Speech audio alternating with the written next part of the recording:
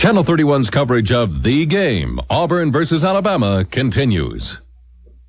ABC Sports and the College Football Association present the annual SEC Donnybrook between the Auburn Tigers and the Alabama Crimson Tide. This is Auburn making the entry into the field, and their faithful roar. Weather has blessed us for this ball game. The quality of the game reflected in the Southeastern Conference standings. Alabama, having won the West, will meet Florida in the conference championship game to be played in Atlanta. The Bowl Coalition poll has Alabama third, 10-0. Auburn, you can see, listed there at 9-0-1, but they're ineligible for postseason play. Auburn coming off a tie with Georgia last week, dropping back to fifth in the poll. That's the only blemish on their record in the last 21 ball games. Keith Jackson, Bob Greasy, and Lynn Swan. Of all the games, Bob, we've covered this year, this one screams out field position because of the coaching philosophies. And you start Auburn's offense running. Well, their object is to run and throw the football, play action pass. Both offenses are conservative. Both teams are conservative. Auburn's got a little bit more firepower on offense. They've got the number one receiver in the conference and the number one rusher in Stephen Davis. Davis is a big, strong running back, and they take the pressure off of Patrick Nix, the quarterback. They do not ask the quarterback to win the football game for them. Alabama, on the other hand, does, with a guy who has lost only one time in 35 tries. Yeah, well, their offense has struggled all year, and Jay Barker has come through for them. In fact, of the 10 wins, 7 times this year they have been tied or behind at halftime, and they've asked Barker to come back and win, and he has done it except once, and that was last year. He lost to Auburn. He needs to play well for them to have a chance.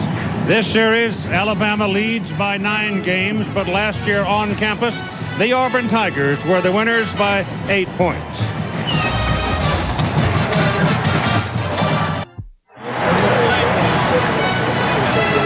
Just behind Legion Field, the motorhome started parking last Monday. It's the best buy in town, $5 to park there. Some of the best potato salad, ribs, chicken in the world being served there right now. And maybe a little sour mash here and there. And we're ready to go in the annual Iron Bowl at Legion Field in Birmingham with William Watts to kick it off for Alabama. Thomas Bailey and Willie Gaucher will return it for the Auburn Tigers. High hanging kick, not all that long. It is finally fielded all the way up on the 15-yard line by Raymond Malcolm, a reserve tailback. And he'll return it out to the 26, and it'll be first down for Auburn. And here comes Patrick Nix.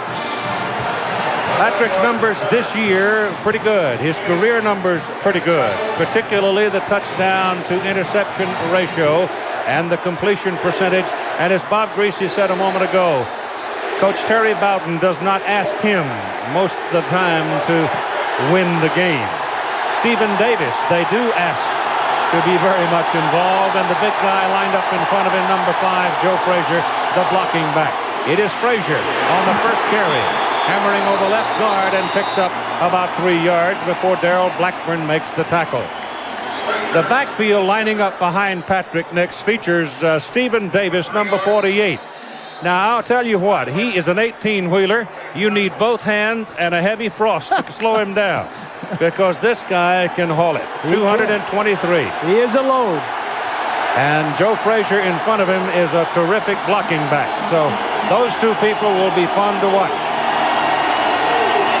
It is second down at about 7. And Nick sets to throw. The ball is batted down and almost intercepted. It may be no.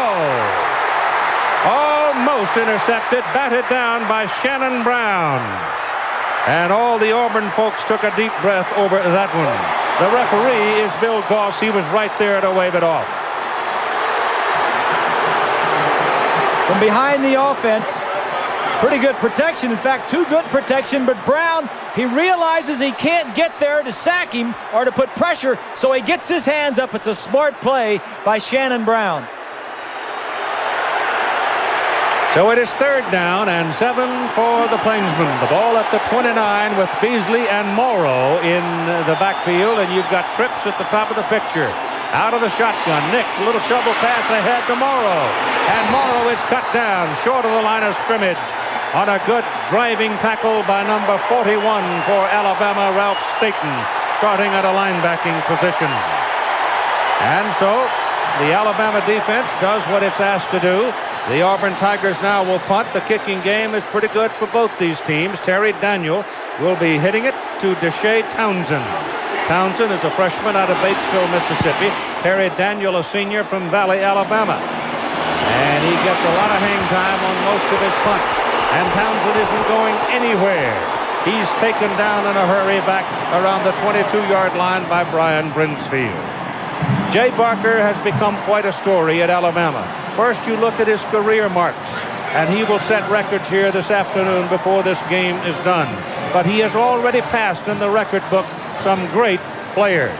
Harry Gilmer and Dixie Howell, of course, were tailbacks, but all those others were Hall of Famers, collegiate Hall of Famers, pro Hall of Famers. Outstanding quarterbacks. Really some great players.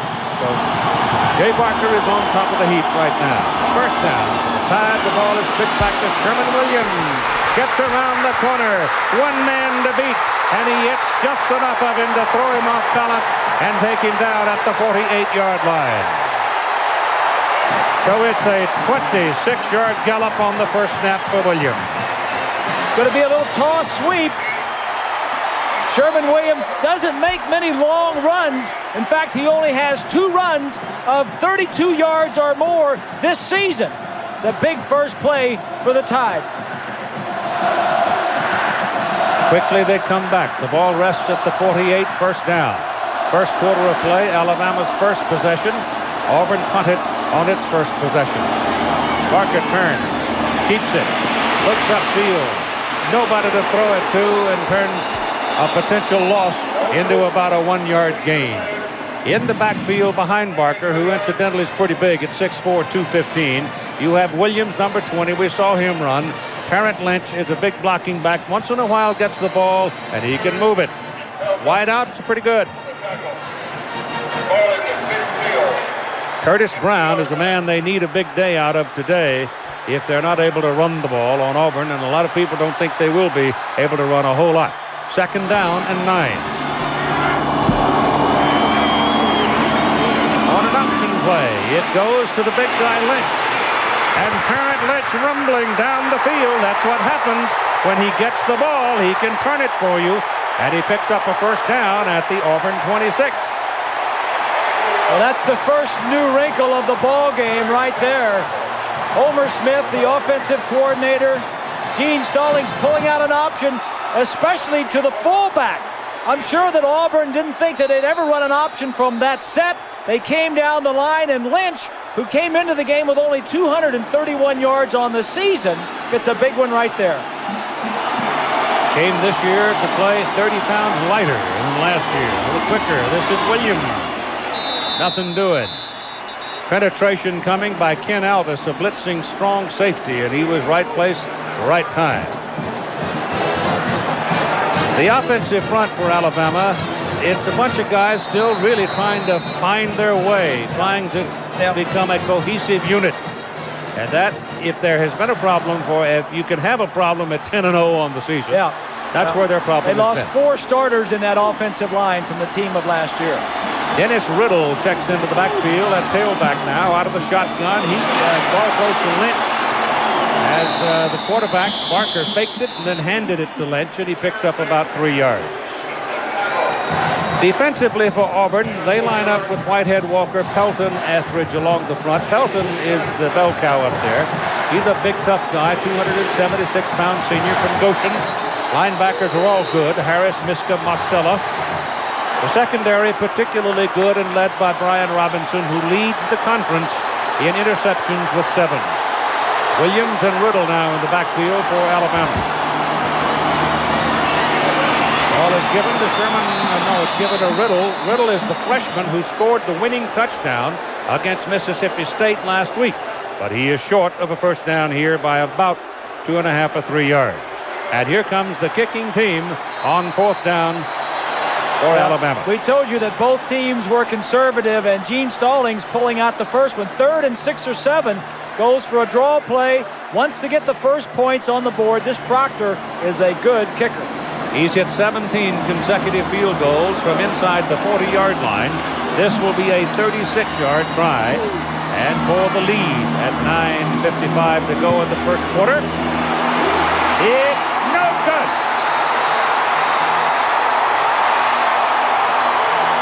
So Proctor, amidst all the praise, misses. And we remain scoreless. The Baylor Bears try to keep their Cotton Bowl hopes alive when they host the Texas Longhorns. It's a Southwest Conference shootout Thanksgiving Day on ABC's College Football. So the junior place kicker Michael Proctor, who had 17 in a row inside 40, misses from 36. And Auburn comes up with the ball now, first down at its own 20-yard line. No score in the first quarter with Stephen Davis and Joe Frazier lined up behind Patrick Nix. Your wideouts are Frank Sanders and Thomas Bailey. And here's the play-action fake. The ball is thrown underneath to Bailey, number 18, and he's taken down at the 25-yard line. The offensive front for the Auburn Tigers keyed by 2 tackles. Victor Riley, number 68, 310, a freshman, and Willie Anderson, 306-pound sophomore. The center is Shannon Robique. He anchors the line. It is an outstanding offensive front. And big. Those 2 tackles, one a true freshman, as you mentioned. The other one, Anderson, played last year as a true freshman, are really good. 9:14 to go in the first quarter, and Nix gives the ball to Stephen Davis, and Davis trying to find a crack in the front. Nothing there, picked up 2 yards, and it's going to be 3rd down and about 3.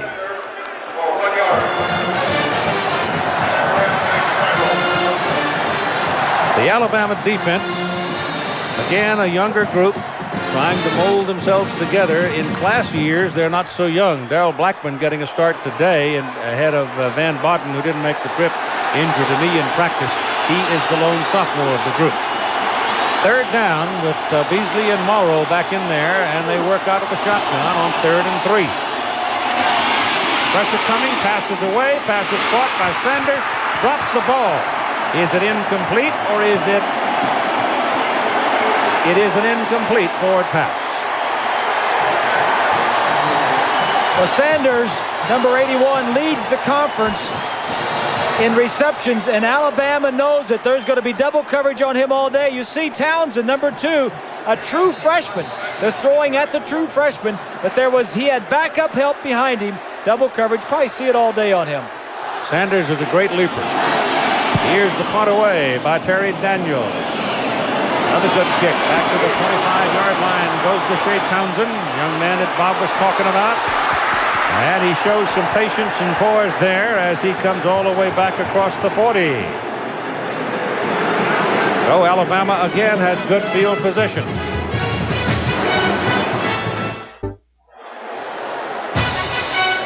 CFA College Football on ABC Sports is brought to you by Chevrolet. The cars and trucks 36 million people depend on every day. Genuine Chevrolet. UPS, the package delivery company more companies count on. And Magnavox.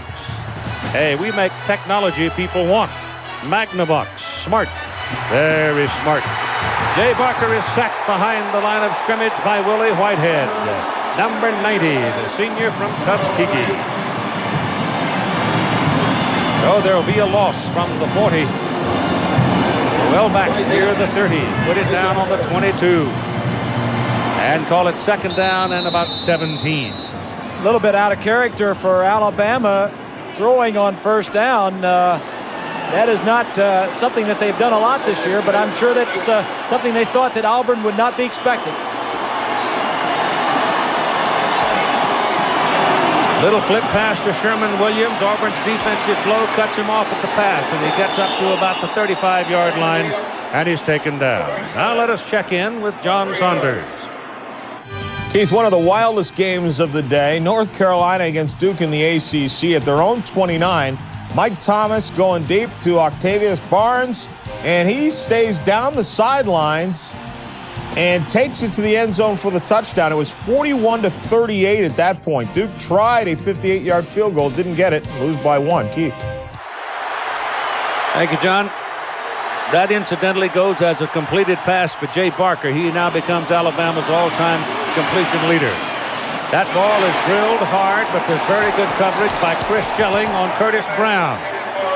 And Schelling coming around, got a hand in front, and Brown could not get control of it.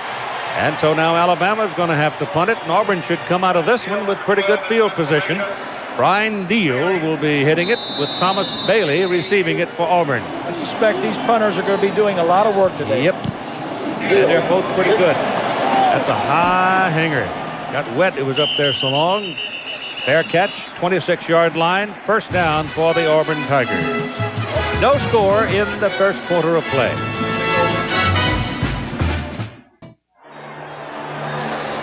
Next Saturday, 12 noon Eastern Time, another intrastate Donnybrook between the Florida Gators and the Florida State Seminoles. The ball game will be played in Tallahassee, followed by the Skins game at 3:30 Eastern Time. For Payne Stewart, Fred Couples, Paul Azinger, and Tom Watson. All right, from the 27-yard line, Notre Dame USC will be Saturday night as Auburn comes to the attack. And Nick back to throw it, lets it go down the sidelines. The pass is too long as Frank Sanders was well covered defensively by Tommy Johnson, the boundary quarterback for Alabama, and there's your first penalty flag of the day. Sanders at 6'2" has a size advantage over Tommy Johnson at 5'10", as well as Deshae Townsend at 5'10", plus the fact Sanders is a great leaper. There's going to be some opportunities for Sanders to have one-on-one coverage. Personal foul, roughing the passer on the defense. 15-yard penalty, first down. So the Alabama defense makes a mistake. Somebody a little eager, a little wrapped up in the emotion of the moment. Alabama is the least penalized team in the conference, but that is a good call right there. Matt Parker it was that last little push that got him. Play action pass on first down. There's going to be some opportunities for one-on-one coverage. Yes, he hit him up high too. Yep, that'll get you every time.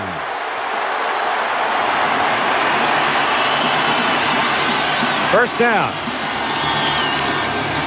As Nix goes back to throw again and goes deep, and there's nobody at home. Nobody there. This time they put Nix on the ground with number 91, Damian Jeffries, doing it. And he obviously must have been looking for one of the speedsters going down on a fly pattern, and there was nobody there. Misread on the receiver and the quarterback worked together. After the game, Genuine Chevrolet's MVP from each team, 24th year through the Chevrolet Scholarship Program, $1,000 given to the General Scholarship Fund of each school. Stephen Davis, 6'2", 223-pound junior from Spartanburg, checks back into the lineup now. Each team gets to use their own football. So Alabama doesn't have to use a ball that says Auburn on it. Here goes Davis. He fumbles the ball. Alabama recovers it. He lost the ball on the hit. Sam Shade covered the loose ball. And the turnover gives the Tide possession at the Auburn 47. Little toss sweep, a play that Auburn has made a living on. The ball comes out. Auburn leads the conference in turnover margin at plus 15. But Davis creates the first turnover here today. Michael Rogers was the man who hit him. Alabama goes with Williams and Lynch in the backfield. This is Williams looking for a crack. Finds about 4. As he works his way down inside the 43. 6 minutes to go in the first quarter. Alabama had a chance, missed a 36-yard field goal. Auburn in its last offensive possession trying to stretch the field a bit, throwing deep a couple of times. I think that's a good philosophy, Keith. Auburn needs to get Alabama off the line so they can run it with it. Williams again, and he's going to lose this time back to the 44-yard line. A terrific play by Gary Walker, a senior out of Livonia, Georgia.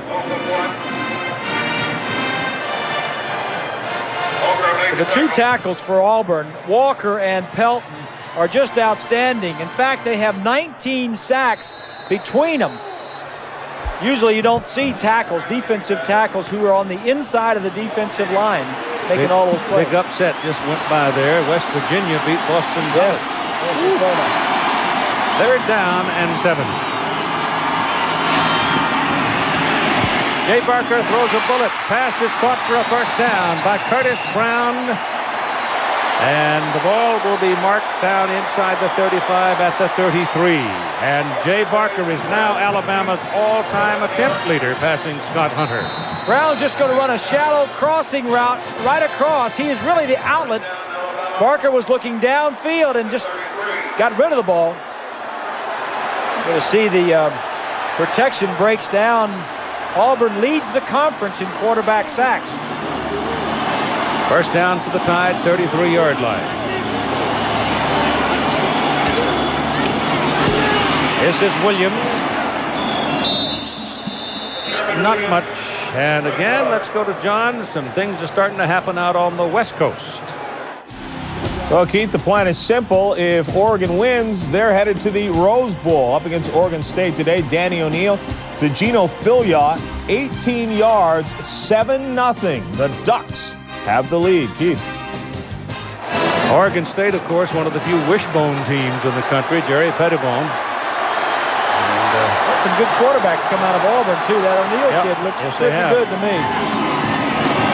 Parker threw it behind him. He had his man, the tight end, Rod Rutledge, and he tried to whip it between defenders, and he threw it behind him. Threw it too hard. That's right. The timing was not right. Rutledge is the 3rd string tight end. Doesn't get too many balls thrown to him, and should have hung in the open area. Gene Stallings, you see the record there, 59-1, and I would say to you folks that in the time that he's been there, that 50 wins is the fastest any coach at Alabama other than Frank Thomas has ever accomplished. 3rd down and 8. Barker has time, gives the ball away to Lynch. He shakes the tackler, still going, got a 1st down out of it. That's a good tough run by Terrence Lynch out of Town Creek as he puts the ball just inside the Auburn 20. Barker's had some shots at him, but they didn't get it. Yeah, Lynch is the fullback, Keith, but he stays in on 3rd down in passing situations, not because he can block, which he certainly can do, but he is a very good receiver. In fact, coming into the game, was the 2nd leading receiver with 27 for the Crimson Tide.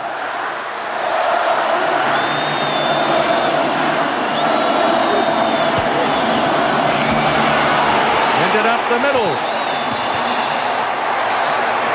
Number 33, Ed Sissom, a freshman, comes off the bench cold, gets handed the ball on the 19-yard line against the arch-rival Auburn and makes a big play.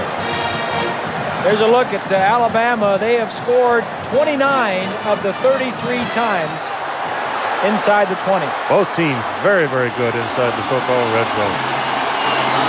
I like to call it the green zone. Me too. This is Williams. He's gone. Touchdown.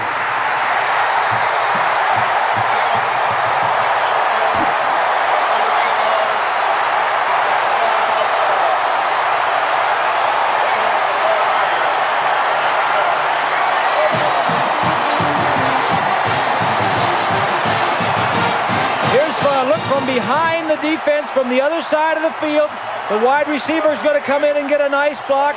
Right there, the man misses the tackle, and Williams in with the 1st score. Michael Proctor has a very long extra point string going at 94. And he makes it. So he's got 95 in a row. And at 2 minutes and 38 seconds to play in the 1st quarter, Alabama goes to the lead 7-0.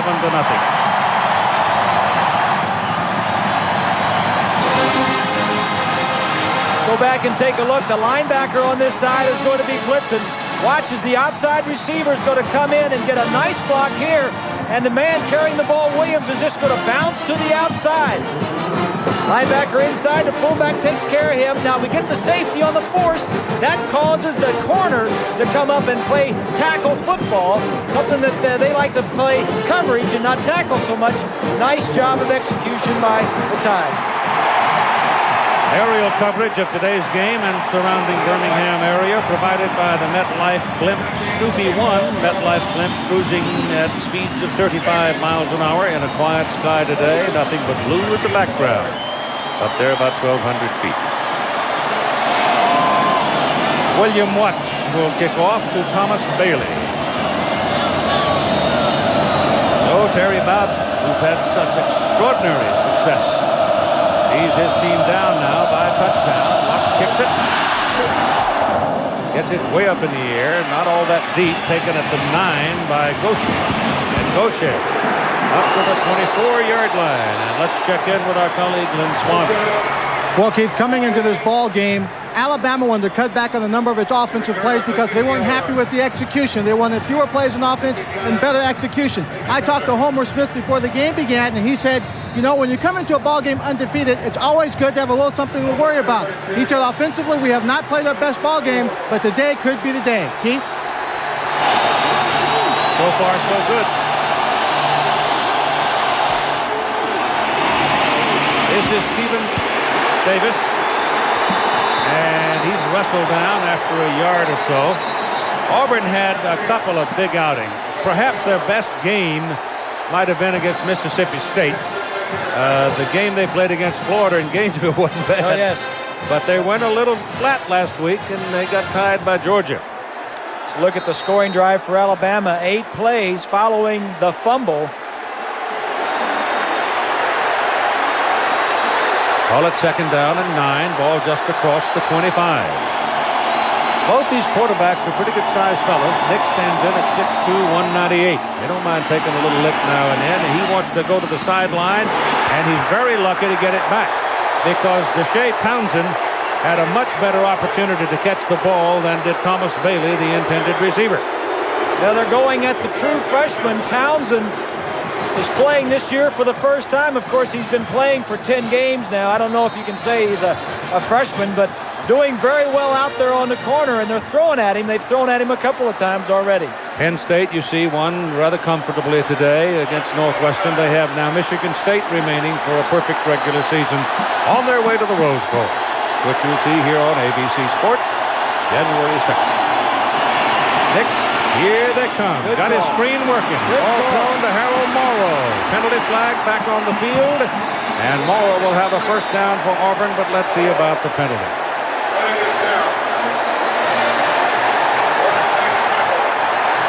Probably either blocking illegally or holding, and it's holding. You see it thrown in that kind of a neighborhood, and it's almost a certain call. Well, we're going to have a screen to the left side, but watch right here, number 71 on the pass protection. That's the big tackle, Anderson, as he sets up. Watch him take him down right here. Yep. And the official, the linesman on that side of the field is looking at nothing but the end man on the line, and he'll see that every time. But it's a nice call. Here's Terry Bowden and his record in his second season at Auburn. Of course, you know that his brother Tommy is on the staff behind him as the offensive coordinator. Everybody knows who his daddy is. His daddy's named Bobby. He comes from pretty good bloodlines, I'd say. Good stock there. Yes, indeed. This is Stephen Davis, big youngster from South Carolina. He gets back to the 25, but that's far and away removed from the first down marker, and the Tigers will have to punt.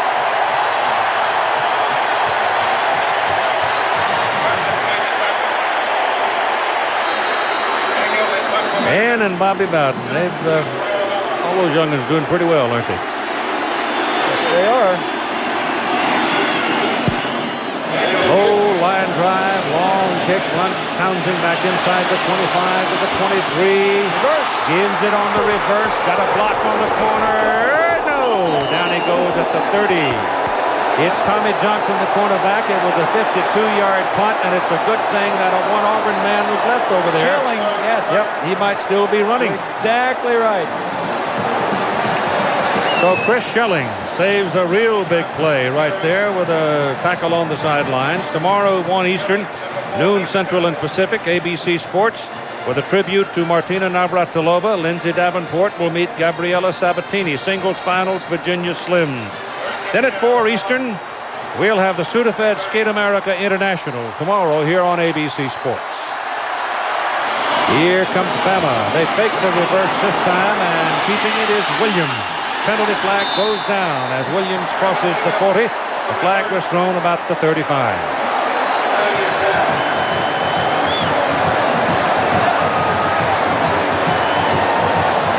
Well, both teams now making some mistakes here in the closing minutes of the first quarter, with Alabama leading 7-0. And they're going to back to tie it up a bit here. Talk about Terry Bowden and Bobby Bowden. I was talking earlier. I said with the success that Terry has had, that kind of bodes well for Tommy, who is the offensive coordinator. If somebody's looking for a head coach, they're going to say, wait, Bowden's been successful. Bobby's been successful. Terry's is a son. Any other Bowdens there coaching? Let's go after Tommy. There's the booth. Tommy Bowden is up there. So the penalty moves the ball back to the 25. They freed the arms of the offensive lineman, and lo and behold, here comes that illegal use of hands call. It's become prevalent. Too much grabbing and wrapping. Yep. First down and 15. As Jay Barker has a man down the middle of the field, wide open. It's Malone. Todrick Malone. It's a foot race to the goal line. It is touchdown. No flag.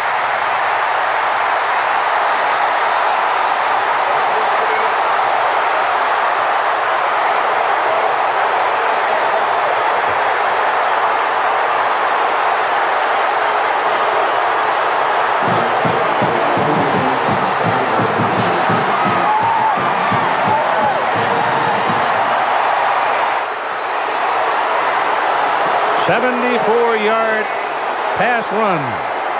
Jay Barker to Todrick Malone. The extra point try by Michael Proctor.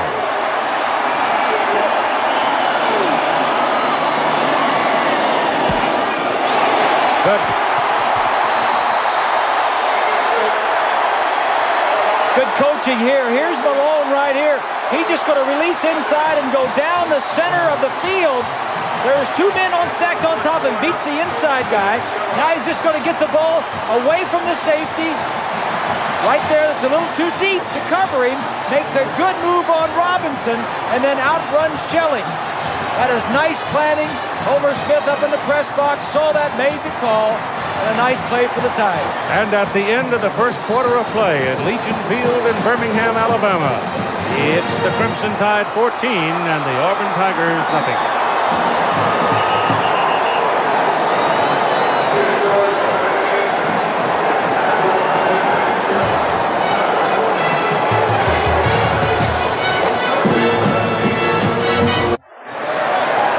Pass play of the year for Alabama, puts them up by a score of 14-0. That is the longest Barker pass play since 1991.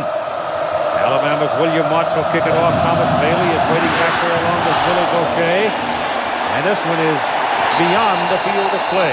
Got a little help from the wind with that one. Let's go back and take a look at that last touchdown.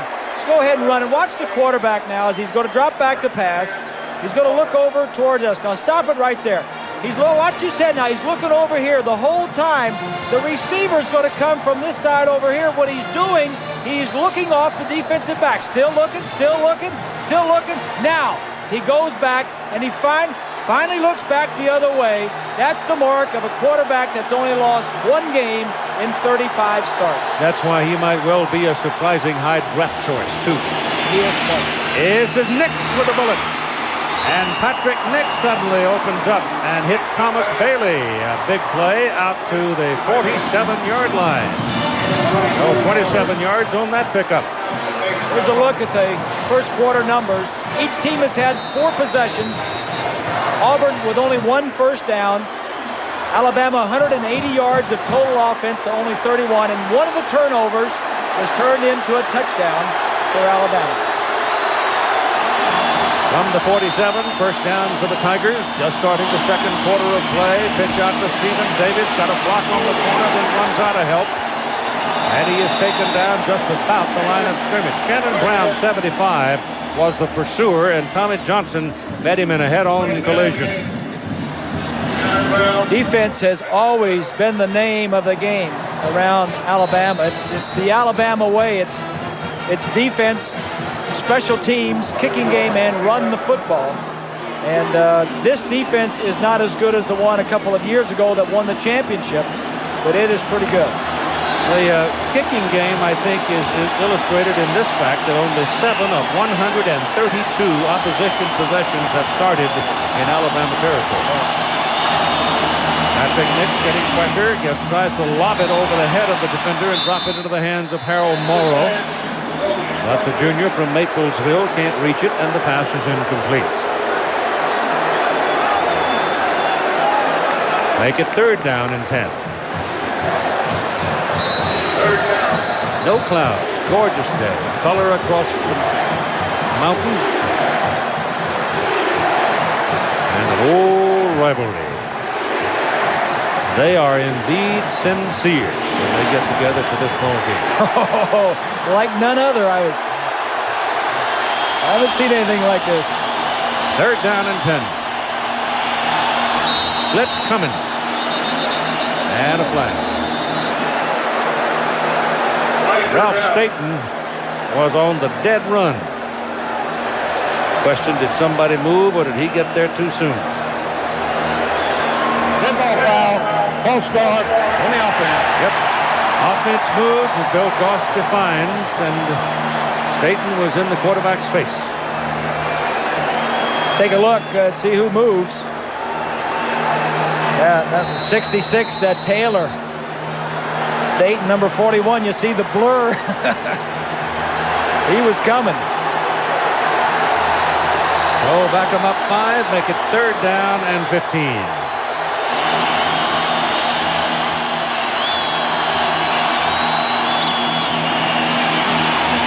Nick's pass is completed. Sanders is knocked down as shortly after he made the catch, long before he could turn it upfield with a big play in the first down, Willie Gaston, number 22, made the hit. And so the Tigers, Harry Daniel is in to punt one more time. Again, Keith, double coverage on Sanders. They give him the short one, but nothing to pick up the first down. This is Daniel's 4th punt of the day.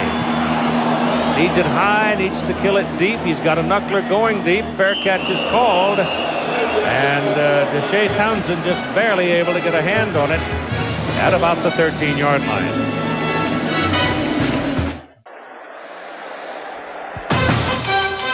It was in 1983. Bo Jackson led the Auburn Tigers to a 23-20 win over Alabama with 2 long touchdown runs, including this game winner, 71 yards. Bo finished the game with 256 yards, 20 carries, and the Tigers finished the season as champions.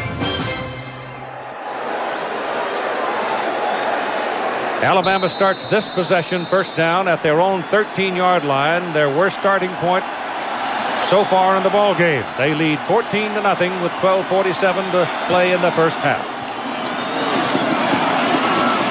And there's maybe a yard on that carry by Sherman Williams. There is more news coming out of the Willamette Valley. Here's John Saunders. Keith, Oregon State trying to pull off the upset. Matt Belden punting out of his own end zone. Larry Bumpus gets in and blocks it. The ball is loose. Chris Cross will then jump on it. They missed the point after this, but it's a 7-6 game right now. Oregon State hanging in there. Keith. Yeah, they'll hang in. A lot of times you block a punt for a touchdown, you'll win the game. Chad Key fumbling the ball, throws on the reverse, pass complete to Jay Barker. It goes former quarterback to quarterback. The ball was pitched to Williams, given to Chad Key, who is a wideout. He throws it out of the end zone after hot fingering the thing for about 10 yards. And the play worked, sort of. Yeah, it was sort of. This is not a normal Alabama play. I think this was supposed to be a pass the whole way, but Barker was supposed to be further downfield, but whatever. He does a nice job of avoiding the sack and safety. That looked like that's a Homer Smith call. That ain't, Gene Stallings didn't call that one. That's called heart attack. That's Terrence Lynch. He bobbles the ball too, almost dropped the thing, and finally got it upfield, close to another first down. Well, I mean, fellas, you don't start dribbling the ball around inside your 20-yard line if you plan on keeping the lead. My goodness. That'll put some color in your face real quick, or take it out. Miska is a walk-on. 45, the middle linebacker for the Tigers. Led the team in tackles last year. 2nd down and 1. Lynch, who's had a busy first half. And he's got another first down. And move the chains. We go to Lynn Swan. Keith, number 71 on the offensive line for Alabama is your center, John Cossey. Now, in this world of big offensive linemen, he's kind of small. He weighs in at a mere 260 pounds. He's given up as much as 40 pounds to opponents during the year. He's giving up a mere 24 today, but he is a key to the offensive line, and those plays, he is just handling the defensive tackle. Keith? He doesn't know he's too little. This is Sherman Williams crossing midfield. And it's another first down.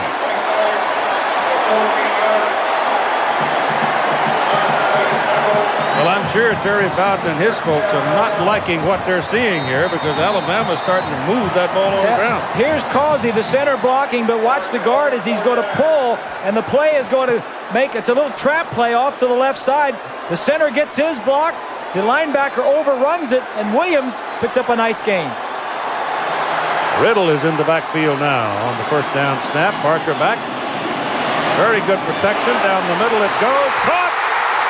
Marcel West, touchdown!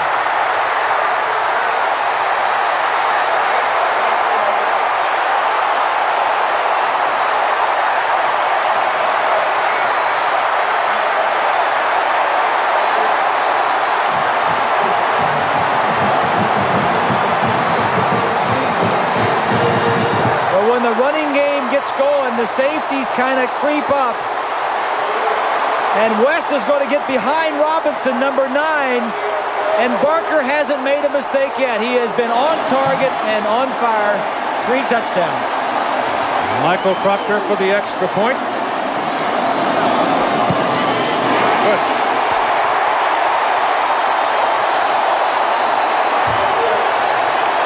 $21-0, Alabama. Amazing.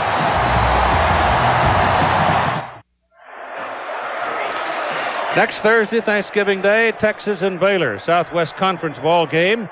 Then on Friday, a college football doubleheader starting at 11, NC State, Virginia, Texas Tech, and TCU. That's also a big one in the Southwest. And on Friday, Nebraska, number 1 in the country, against Oklahoma. That'll be at 2:30 Eastern, all on ABC's college football. All right, Alabama will kick it off with Watts kicking and Bailey waiting, along with Gaucher. Again, the wind is blowing a little bit from right to left, and he knocks it out of play.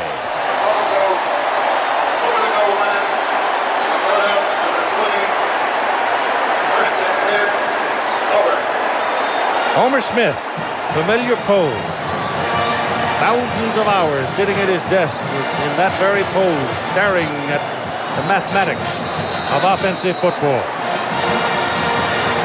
Saying earlier in the week that got to get our kids ready to scratch and claw and get them ready mentally for a tough, grind them out game. Well, Homer's found a couple of weaknesses and thrown the ball for a couple of touchdowns.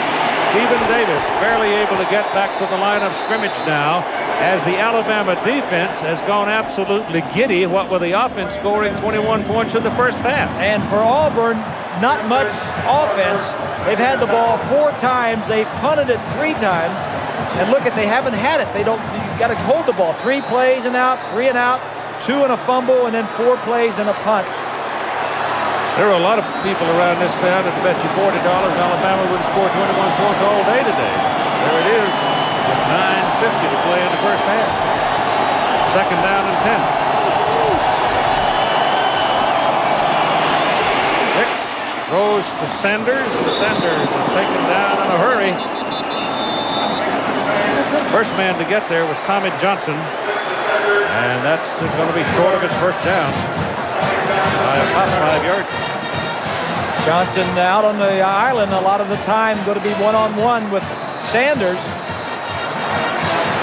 Johnson's got 5 interceptions on the year. He's also a very good kick blocker. He's got 4 kicks that he's blocked this year. He's got T.P. Johnson on his jersey because there's another Johnson, Tony Johnson, who is a wideout. Third down, call it 4. And there's contact along the line. Alabama either thrown off or anticipating. When one starts, all go. And apparently it's movement by the Auburn offensive front. Here's Bill Dead Doss. ball foul. Illegal snap on the offense. 5-yard penalty. Bobby Towns is the lineman. John Guarney is the side judge. Stan Murray the back judge. Butch Lambert umpire. James Bing line judge. Field judge. It's William Stanton. There was the center did jerk the ball a little bit and really drove the rest of them. Take a look. You can't see the Alabama defenders there. That pulled the nose man right there. You can tip it up to get your grip, but you can't move it back and forth.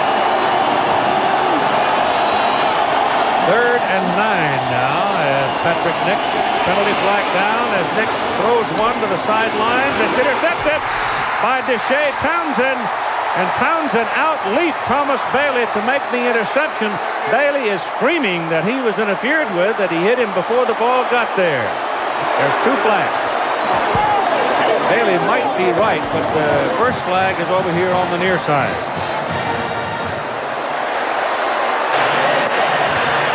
Offsides, defense, holding, offense, penalties offset, 3rd down. All that excitement for naught. 3rd down and 9. Well, that's a big play in the game. Big play for Terry Bowden because that would have been an awful field position. Turning it over to Alabama. Watch number 2. I don't see any interference there. The defensive man has as much right to it as the offensive man once it's in the air. And Townsend doing a great job of battling and then jumping for that ball. I don't think that flag had anything to do with that particular play. It was another holding call. Back goes Nix on 3rd and 9. He's going to be sacked. No chance. Blowing in. Number 91, Damian Jeffries, got in his face. And then other people came. Number 44 got there in a big hurry as well. And it's Darrell Blackburn who's playing the other side. Right in the center of your screen. Yeah, in the center of your screen. They had 3 guys lined up on that side. A little confusion there in the offensive line. Punt is out of there by Daniel. Townsend waiting for it. Ball bounces. Lets it go. Cost him 16, 17 yards. That old Louise, coach to player. Son, catch the ball. Timeout.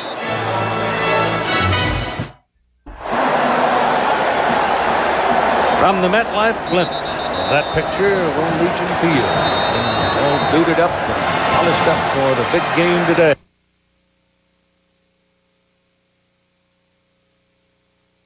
Don't forget, he also caught a pass himself for a key first down on that 87-yard drive. Penalty flags are down all over the place. As Barker, there's a broken play. He didn't have anybody to give the ball to. And so he picked up a couple of yards. Here's your penalty.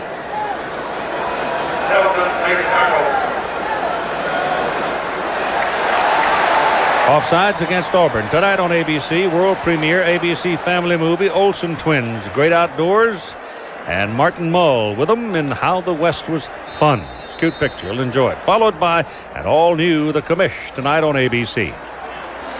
5-yard penalty moves the ball to the 32-yard line with 7.5 minutes to go in the first half, and Alabama leading 21-0. Alabama just blowing Auburn off the ball right now, threatening to overwhelm them. This is Sherman Williams, and he's close to the first down. Alabama opening up with big pass plays down the middle. One of them went 74 yards. Just watching this, Keith, I get the feeling that the coaching staff of Bama is one step ahead of Auburn. Whatever they're doing, Alabama's doing their one step ahead. On offense, they're mixing the run with the pass. They're throwing reverses in there. They've got some deep passes going. They call them at the right time. Defensively, they've got a 9-man front to stop the Auburn run. They've double covered Sanders when they're throwing the football, and they've used alignments to rush to passers. So at this point in time, I really think the players on the field for Alabama are executing very well the game plan that has been set out by Stallings and his staff. Brother Bill Oliver, defensive coordinator. That's very revealing right there, isn't it? On second down and a half a yard, actually only inches, it's Terrence Lynch jamming in over the right side, running behind John Stevenson and Kareem McNeil for the first down. Here's 20. Keith, Tommy Bowden, receivers coach and offensive coordinator for Auburn, actually worked with Homer Smith when they were at Alabama together. And he said coming into this ball game, the Alabama office really wasn't running all the things that Homer could do. And what he didn't want to see was Alabama opening up, doing all the things he knew that Homer Smith had in his repertoire. Well, looks like his nightmare is just coming true, Keith. Yep. Of course, they haven't run that many different plays. That pass could have been caught by Todrick Malone, who had that big 74-yard touchdown play. Barker had some sizzle on it, went right through his hand. Yeah. And he had single coverage out there, too. Yep. He could have run anything he wanted to run. So far in the game, to give you an idea of the domination by the Alabama offensive front, Williams has 10 carries for 70 yards and Lynch 5 carries for 42. That's 112 yards on the ground. That's a lot against Auburn. Second down and 10. Williams bounces outside. Once you get him going north and south, he's pretty good. Sometimes he has a little trouble making that plant and cut. MetLife blimp under the command of Captain Charlie Graham, Snoopy 1, traveling over 60,000 miles a year, covering sports events and television specials around the country. Won't have a nicer day than today. Very little wind. Got to be an easy ride. Third down and 3 for the Tide as they lead by 3 touchdowns.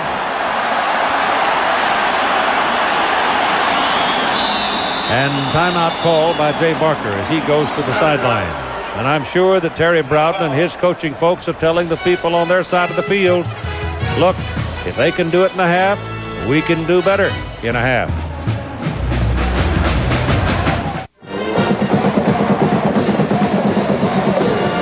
Well, that gives you some perspective, but when you look at something like that, don't clap your hands and think about a nap. Because this is the Alabama-Auburn game. You don't go to sleep in this one. 5:45. Third down and 4. And Barker's pass is blocked by Rod Rutledge. May have been thrown a little hard. Both the Auburn man and Marcellus Mostello and Mostella tumbling into the crowd, but he's fine. Here's Brian Deal into punt now on the 38-yard, his first effort of the day. High kick. Bailey. Penalty flag.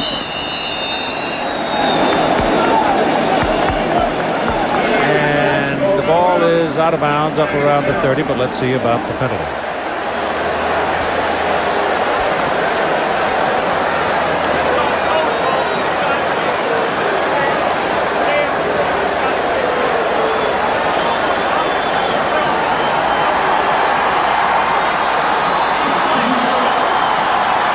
Pushing the back. Pushing in the back again. That punt 40 yards, add the flag to it. The Tigers got a bad starting point.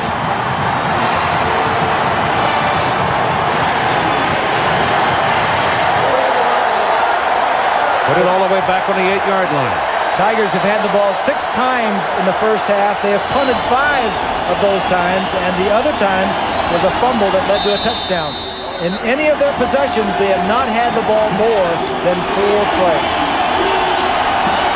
This is certainly no place to get too wild with your offense.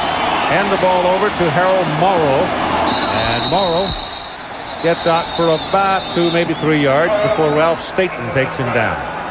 Let's look at around the country and see what the top 10 teams are doing, the top 25 teams. Auburn is losing here.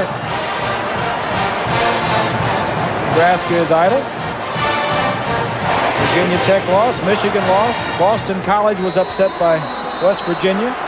BYU is losing. USC must have the lead over UCLA, huh? That looked like it might be a bump in the road for them if they weren't careful. Joe Frazier and Stephen Davis checks back in. Pitch it to Davis. There's the block by Frazier. Tries to cut it back inside. They've been doing that with great success all year. Frazier did his job, but the pressure was coming from the inside pursuit. And number 22, Willie Gaston, got him. Florida's a winner. See them in yellow, they won.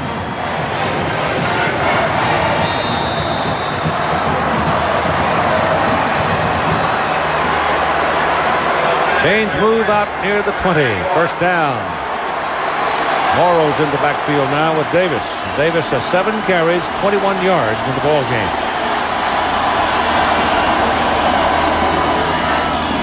And now the ball was thrown out of bounds. He looked at that good play action. Everybody in the world was going with the flow and the fake except for 91, Damian Jeffries.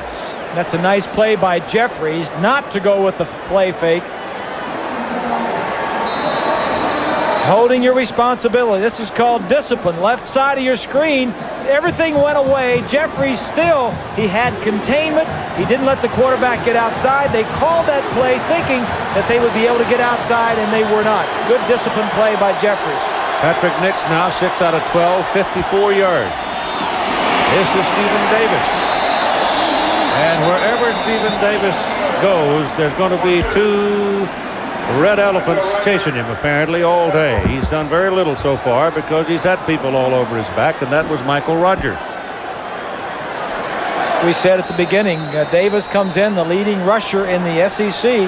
He's had 6 games of over 100 yards of rushing and having his problems here today.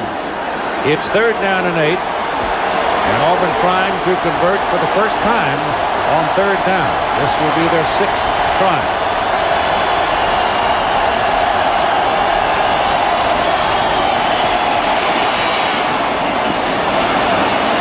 Too long. Bailey couldn't chase it down. And so they'll have to punt again. Frustration showing a bit there on Patrick's face. The problem is, Keith, he's reading the receiver to do one thing. These receivers has options. They can go down 15 and curl, or they can take the middle of the field. He's reading it one way, and the receiver is reading it another. 6th punt of the day for Terry Daniel. Last one was a 60-yarder with a whole lot of roll on it. I would imagine Townsend has been told by now, try to catch it. Low line drive. He's got some run room. Gets a block. Now runs out of help. Goes down on the 39-yard line. Prudential halftime report. John Saunders scores and highlights from around the country. That's the halftime. 45-yard punt and a 5-yard return. Put the ball on the 39-yard line. 3 minutes and 1 second to go in the first half. The Golden Eagle.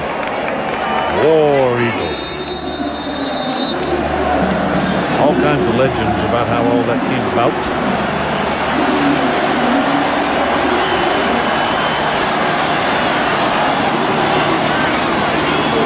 Parker, a lot of time, too high. It was Malone coming across on a crossing pattern coverage by Del McGee, and the ball was overthrown.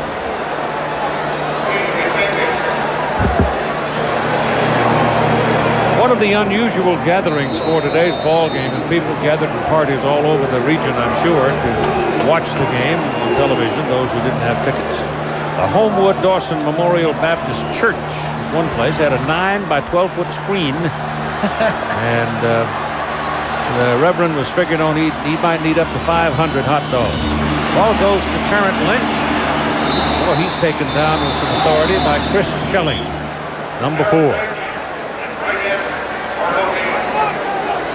A lot of stories about the intermixing of these two universities. During Terry Bowden's time as the head coach at Samford, his secretary was Barbara Barker, Jay Barker's mom. Terry had Jay in his football camp when he was a youngster in high school. Thought he had him headed for Samford. But then Gene Stallings came to the capstone, started selling, and got Dave Barker. And you know the rest of the story, as Paul would say. There's a high looping pass thrown downfield, out of bounds, incomplete. And so that'll bring up a kicking down for Alabama.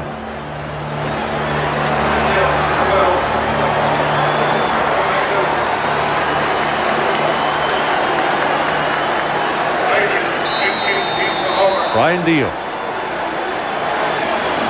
He's been known with good field position to pull it down and take off. He has some license for that. And this time Bailey is able to get it back across the 30 and out of bounds at the 32. His license gets in suspension trouble only when he fails to make it. When the punter doesn't make the first down, then he's got to answer to the coach. All right, 1 minute and 57 seconds to play in the first half. Might not seem all that terribly important. You figure they might just sit on them. They might not. What if Auburn takes it and sticks it in the end zone going to the clubhouse? The Auburn offense has not done a thing here today. They have not been beyond Alabama's 49-yard line. Patrick Nix is hit just as he throws, and it's incomplete, and it's Darrell Blackburn, the sophomore out of Huntsville, who hit him first. And the reason they haven't done anything is, like I mentioned before, that Alabama has just been one step ahead. They've got a couple of new wrinkles on defense. They've been pressuring him when he's throwing the ball, and they've stopped the running game. There have been nothing on the ground for Auburn. If Oregon wins, they go to the Rose Bowl to face Penn State. They've not been there since '57. Southern California, USC, if they win out against UCLA and Notre Dame, might very well face the Southeastern Conference champion in the Sugar Bowl. Andy Fuller, the tight end, makes the catch. But he is taken down before he can take a breath by Ralph Staten. The only other game, I guess, in which Andy Fuller was much of a factor was the Mississippi State game. He caught some balls there. Well, he caught Florida. And Florida. In fact, he caught 7 against Florida. He came into the game with only 12 receptions, 7 of which were at Florida. So they don't throw to the tight ends very often. He used to block. It is 3rd down and 11. All on the 30. 21-0 Alabama. 1:10 to play in the first half. Nix throws it up. Didn't have any choice. He had 2 people in his face. One of them was number 94, Kendrick Burton, at 6'5". He had to throw it high. Yeah, he had to get rid of the ball. He's looking at the defensive line. He is rattled by the rush. He is looking at the line and not downfield, and he is a major job at halftime is for Terry Bowden to settle down his quarterback. Nix 7 of 16 at 52 yards. He is not used to having thrown 16 passes in the half, at least in the first half anyway. Harry Daniel to punt it. Patrick Malone now is deep. Here's a play for field position. They go for Malone's speed here, and he has to call a fair catch because the coverage is good. And there's a penalty flag back up around the line of scrimmage. Hold everything. 46-yard punt. Holding against Auburn. Ain't much going good for the Tigers here in this first half. Terry's not used to losing. He hasn't lost since he's come over from Samford. Said, I lost a lot, though, the first 9 years I was coaching at Samford and at Salem. He said it didn't mean much then because it was small schools and nobody noticed. But that's how he learned to be a head coach at those small schools going through the same types of things that you go through at a major school. But like he said, nobody noticed. But at the same time, you can do it and get the wisdom and experience that goes with it without a bunch of wolves on your back. That's what he was saying. That's where he learned to coach. It'll be a 14-yard penalty. Auburn's been flagged 5 times now for 39 yards. Well, once again, Malone stays out there to field the punt. With his quickness, he can pop one and give him field position with 52 seconds to play in the first half.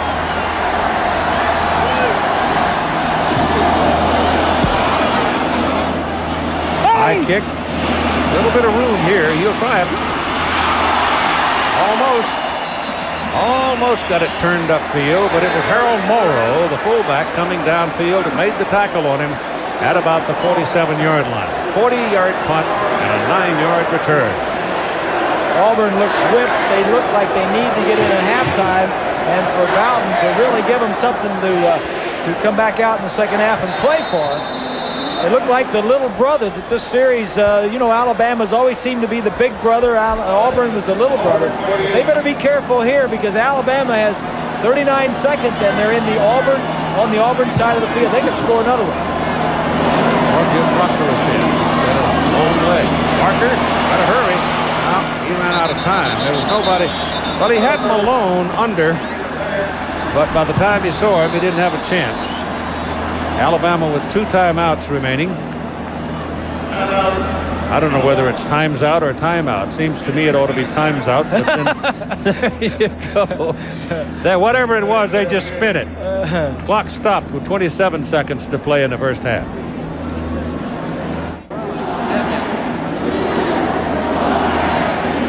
Ah, yes, good food, good times. Ayo.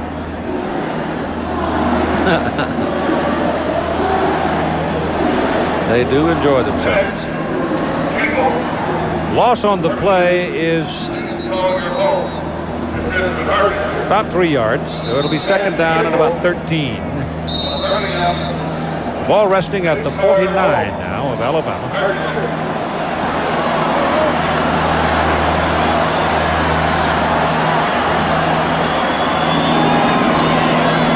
Marcus passes away and much too long. It was intended for number 85, Curtis Brown. It was well defended by Del McGee. Clock remains in the 20s, however, at an even 20 seconds to go. And that's the Southeastern Conference West. Not much going on, is there? No. LSU and Tulane. Curtis Hallman, of course, has been fired at LSU, and they're starting to look for another coach. And the SEC East, Florida's won, Tennessee's won. And South Carolina has won. Third down and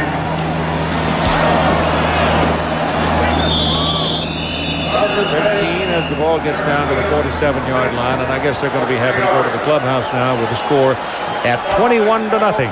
Alabama leading Auburn.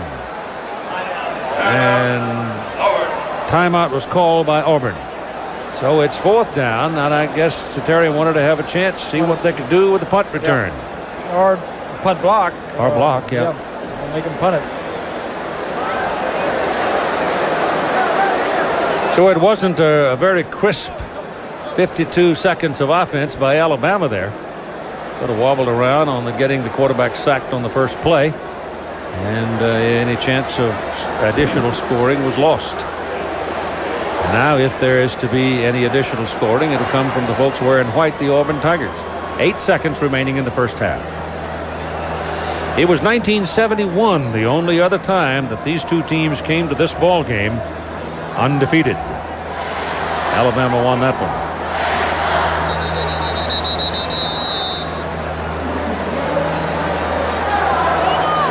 Brian Deal comes out.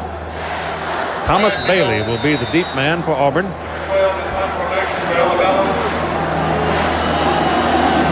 They peel back for return, but I don't think they'll have much luck with this one because it's knocked way back into the end zone. And time has run out. The first half is over, and it's Alabama 21, Auburn nothing.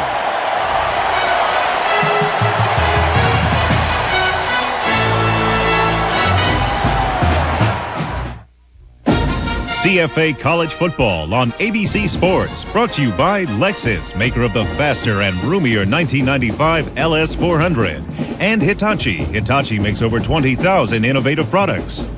Stay tuned for the Prudential Halftime Report after this message and a word from our ABC stations. The Prudential Halftime Report, brought to you by The Prudential. Peace of mind, it comes with every piece of the rock. From our New York studios, your host, John Saunders.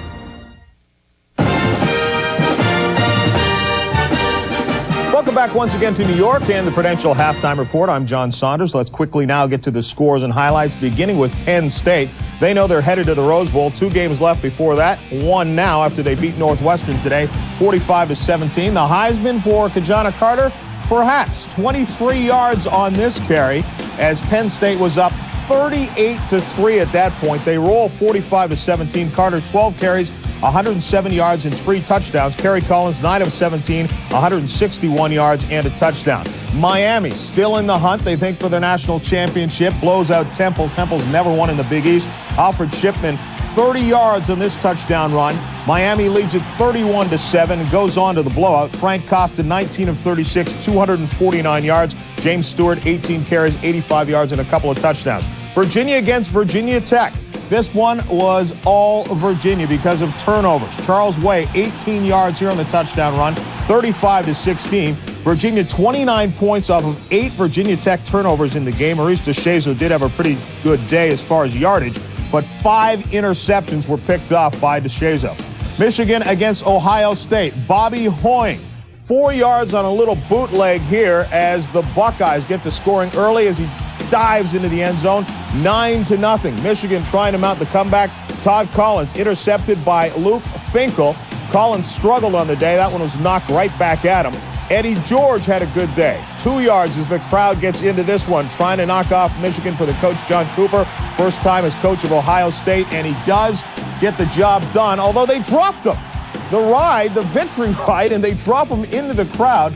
22-6 is the final there. Gary Muller's first loss in the month of November at Michigan, and for John Cooper's first win over Michigan while at Ohio State. So the Buckeyes now go on to play the SEC championship game loser, either Alabama or Florida, in the CompUSA Florida Citrus Bowl right here on ABC, the 2nd of January at 1 o'clock Eastern Time.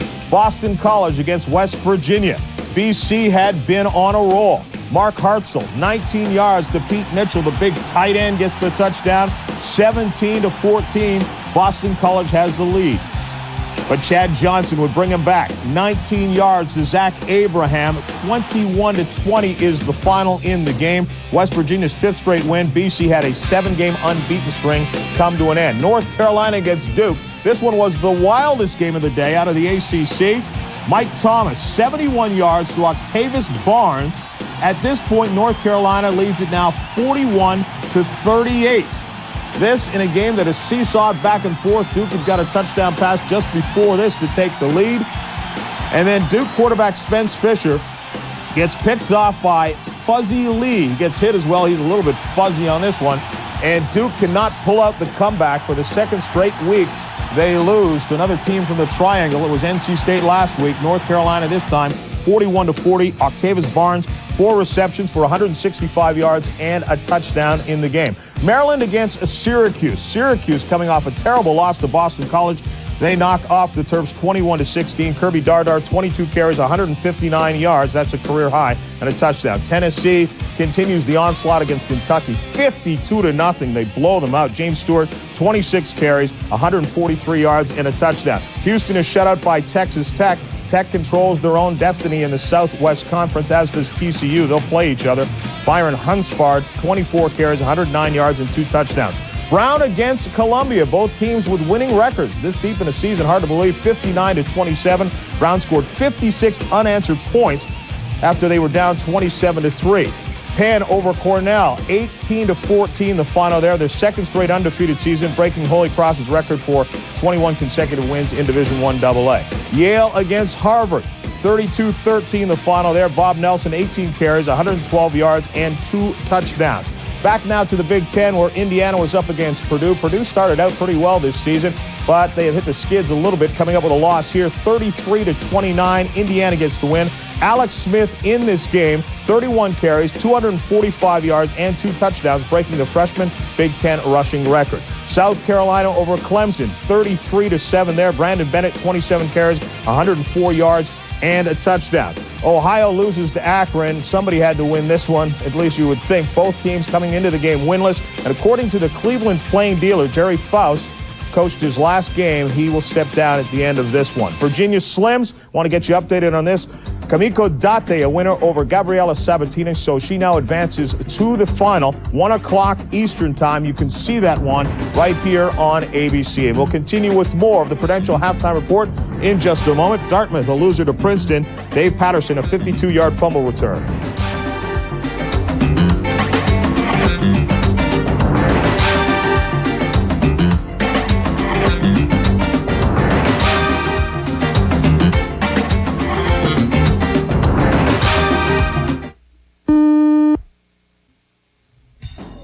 Welcome back once again to New York in the Prudential Halftime Report. Just correcting one thing, Gabriela Sabatini was a winner at the Virginia Slims semifinal. She's in the final against Lindsay Davenport tomorrow at 1 o'clock here on ABC. Let's get to the scores and highlights now. Florida against Vanderbilt, 24-7. First time Florida scored under 30 this year. Danny Werfel, 25-yard touchdown pass to Jack Jackson. 7-0 at that point. Werfel, 18 of 23, 221 yards and a touchdown. Fred Taylor, 16 carries, 140 yards. And a reminder, the SEC Championship presented by Dr. Pepper. Terry Bowden will join me from the Georgia Dome. Florida against Alabama. Winner goes on to the Sugar Bowl. That's next week, or rather in 2 weeks. Iowa State against Colorado, 34-13. The Buffs have the lead. No surprise here. Rashawn Salam, 29 carries, 259 yards. He is now over 2,000 yards for the season, joining Barry Sanders, Marcus Allen, and Mike Rozier. TCU against Texas A&M. TCU had a chance to control their own destiny and go to the Southwest Conference Cotton Bowl, but Texas A&M is up 34-17 to score there. Leland McElroy, 2 touchdown runs. Oklahoma State against Kansas State. K-State ranked number 10 quietly and up 23-6. Chad May has a touchdown pass and Leon Edwards, 2 touchdown runs, 12 yards and 2 yards. Oregon against Oregon State. If the Ducks win this game, they are headed to the Rose Bowl. But the Beavers were looking for the upset. Danny O'Neal, though, goes 18 yards to Dino Filia, who just has to run it unmolested to the end zone. 7-0 at that point, and right now clinging to a 10-6 lead. USC against UCLA. USC has a chance for the Rose Bowl should Oregon stumble along the way. The Trojan horse was ready, and so was Rob Johnson. 12 yards to Keyshawn Johnson for an NCAA record 23 straight completions. It's hard to believe. Johnson got racked up in the game a bit, too. 29 yards, he goes to Keyshawn Johnson. 2-point conversion was no good after the touchdown. 12-3 at that point. That's where it stands now as they head to the locker room. BYU against Utah in the WAC. A close one, 20-17. John Walsh, 2 touchdown passes. Mike McCoy, 2 touchdown passes. Back to the Big Ten now. Illinois against Wisconsin. Just a field goal in this one, 3-0. Wisconsin last year was in the Rose Bowl. Air Force had won 7 consecutive games, but the Fighting Irish caught them off guard today. 42-30 is the score now in the fourth quarter. Ron Paulus, 2 touchdown passes and a touchdown run. Now 18 touchdown passes, tying Rick Myers' single-season record for the Irish. Jackson State against Alcorn State and Steve McNair. Who else? Is he going to win the Heisman Trophy? He's certainly going to be up there. 43 yards. He hooks up with Donald Ross here as Alcorn takes a 7-0 lead in the game. McNair has 2 touchdown passes, 40 on the season, 206 passing yards in the first quarter alone of this game. We will keep you updated. We'll continue with more in just a moment. But first, to listen to the Auburn band as we look at some more scores here on the Prudential Halftime Report. We tell you that Nevada is leading UNLV. Right now, the game has just been tied 7 apiece. Mike Maxwell, a 24-yard touchdown pass. UAB and Prairie View. Will the seniors ever win a game? Doesn't look like it. They'll close out their careers without a victory. And Boston U over New Hampshire, or rather loses to New Hampshire in double overtime. Sean Concannon blocking the point after to win that one in double OT.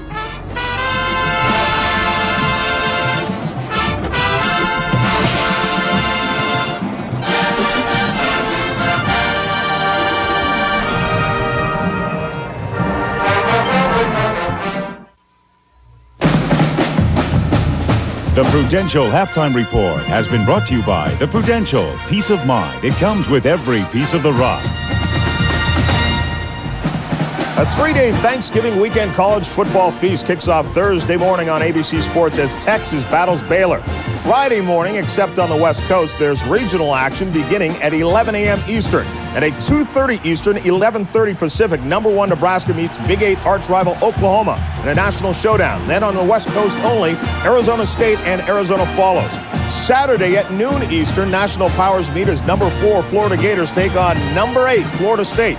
And that night, in a primetime battle, the Fighting Irish of Notre Dame square off with the USC Trojans. All Thanksgiving weekend here on ABC Sports. Thanks for watching. Enjoy the second half. It's coming up right after this. Yeah, I'll guarantee you, if you'd have said something like that last night at local social gathering, nobody would have believed you. That'll probably laugh you out of the room, no matter which group you were talking to. It's surprising. Well, it is, and I've never seen this year Alabama playing so well, both on defense and on offense. And as we mentioned, Barker had to play well, and he is playing very well. Some of the highlights of the ball game, and I think this whole thing was set up with the very first offensive play by Alabama. As Sherman Williams took off, watch the blocking on the corner here to get him going. He goes for 25 yards. They went on down the field, had a chance to score, but Proctor missed a 36-yard field goal. But this sort of set the tone for the whole first half of play. And a few minutes later, Sherman Williams put together a 13-yard run that put Alabama on the scoreboard and the lead 7-0. This one right here. Chad Key, number 19, gets a good block that springs Williams for the touchdown. Now, this next play is perfect quarterback work, and I'll let the Hall of Famer tell you about it. Well, watch as he looks to our left. He's going to look. He wants to throw back to our right, but he's looking off the safeties and the defensive backs. He's looking right, looking to his right. Now he's going to come back and watch the throw as he hits the receiver crossing. Since he looked, there's no defensive backs there in the middle of the field. And Malone did the rest of it, a little juke, and then it became a foot race as he outrun Schelling to the end zone. That made it 14-0 for Alabama. And folks were sort of shaking their head. And then all of a sudden, here comes a deep post with Marcel West going 49 yards for the touchdown. Look at this throw. You think Barker is not having a good day? They don't ask him to throw it a lot, but he is putting it right on the money, and they is big money today. And it is a 21-0 lead that Alabama carries into the second half of play. We'll hear from Lynn Swann in just a moment as he has had conversation with Terry Bowden coming from the locker room. Matt Hawkins will kick it off for Auburn. Alabama will have the ball first in the second half, and the lights are on as he takes it at the 1-yard line. And coming back up, it's West, who had the 49-yard touchdown reception, and he runs it back to the 42-yard line. Here's Swanee. Well, Keith, you have to admire Terry Bowden. When I talked to him, he was very forthright, honest. He said, we have had breakdowns in every phase of our game, offensively, defensively, in the kicking game. He said much of the credit has to go to Alabama. They have set the tempo on both sides of the ball. He then said, we have scored 21 points before in the second half. We cannot panic, but we have to go out, execute, and take our game to Alabama and stop sitting around. This ball club was very tight, Keith, when they started. All right, we'll see what happens. Alabama starts it from the 38-yard line. And this is Sherman Williams. And he starts it off with another big run. All the way down to the 42 on the Auburn side of the field and a first down. Halftime numbers. Halftime numbers mostly in favor of the Tide. Big numbers, 278 total offense to only 76. Auburn with only 3 first downs in the first half. All right, Dennis Riddle checks into the backfield now for Alabama. And on first down from the Tiger 42, Parker changing the play, gives it to Riddle. And a little bit of snapping and cracking as he reaches the 38, where Brian Robinson takes him down. Each team had the ball 8 times in the first half. You see there on the 3rd, 4th, and 5th possessions for Alabama, they went on a hot streak, scored 3 touchdowns, and that is the score of the ball game, 21-0, Alabama. Williams is a senior. Riddle is a freshman. A lot of space between those two. Williams is back.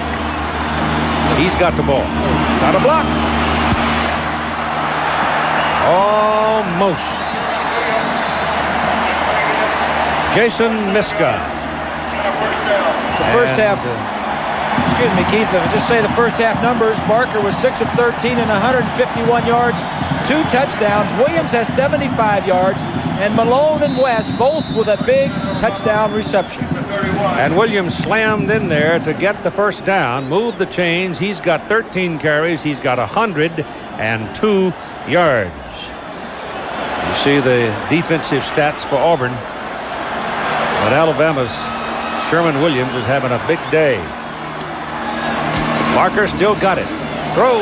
Key. Can't hold it. Coverage by McGee. He had the matchup that he wanted over there with Chad Key against Del McGee. McGee's only 5'8", and Chad Key is a lanky 6'4". But it didn't work. McGee just closed the cushion. The ball didn't get there quite on time, and he made a nice play. Curtis Brown coming in for Alabama now at the wideout position, just starting the second half of play with the Crimson Tide leading the Tigers 21-0. Ball is on the 31-yard line, second down and 10, the Auburn 31. And Sherman Williams going no place that time on a little delay in the middle. And number 50, Mike Pelton, was right there. Pelton's big fella from Goshen. Yeah, he was a middle linebacker a couple of years ago, and when Pat Dye was fired and things weren't going well around here, he went home for Christmas break and was really depressed. In fact, he ate so much that he ate himself out of the middle linebacker job. When he came back, they moved him to defensive line. Now he's a quick defensive lineman. It's the best thing that could have happened to him. Third down, about 10.5. Barker looking around, now throws. Pass is completed to Haight for a first down. The tight end carries it inside the 20 to the 17. Patrick Haight, who must have been the fourth option on the play. He wasn't even an option, Keith. He is the tight end, and the tight ends have not caught many balls this year. Only 5 passes for Haight. Watch his Barker now. Looks to his left and looking around. No, it's too late. He's covered. Let me just give it to my tight end. He's coming across. He'll be happy after this. I'll feed him the ball. He'll probably block good for me the rest of the ball game. That is the 7th different receiver. Ball is handed off to Tarrant Lynch, and he finds his way to about the 15. Pickup of 2 yards on the carry. There was a moment I thought that Patrick Haight showed clear indecisiveness about what to do with it once he caught the ball. Well, that was it. He thought about he might make a good offensive guard or tackle. He's 250 pounds. Lynch is hobbling off the field. Ball is at the Auburn 15. Second down and 8. It's a big drive, Keith, for both teams. Auburn needs to stop them here if they've got a chance to win this game, and Alabama would like to just jam it right in. It could be a will breaker. This is Riddle caught behind the line of scrimmage as the Tiger defensive flow is very good. And the man coming up to make the hit is Jason Miska, 45, the first fellow to get there. Loss is back to the 19. Miska is the middle linebacker right here, and he's not even going to worry about the reverse fake. He's just going to go with the flow. He avoids the block of the center right there, beats the center, saw the flow going, and just reacted. It's good, smart play by the middle linebacker. 3rd and 12. They got him. Ball's loose. Auburn gets it. He tried to deliver it to get an incomplete out of it, and he never got the arm going before the ball was out. Mike Pelton wrapped his big frame around it, and the Tigers have the ball. Auburn sends 5 guys on a little half blitz, tries to stop his motion, and did, and then dropped the ball when the ball hit Belzer, the guard. So Auburn's defense does its job. Now the crowd comes up trying to help the home team. Frazier and Davis in the backfield. Give it to Davis. He's got some daylight. He's got a big play all the way out to the 48-yard line. Gain of 20 yards, his longest of the day by far. From behind the offense, take a look at the offensive line. Number 60, Thomas, is going to get a nice block on the linebacker. Frazier, number 5, is helping out, but there's a huge hole there. Davis breaks the tackle of Gaston.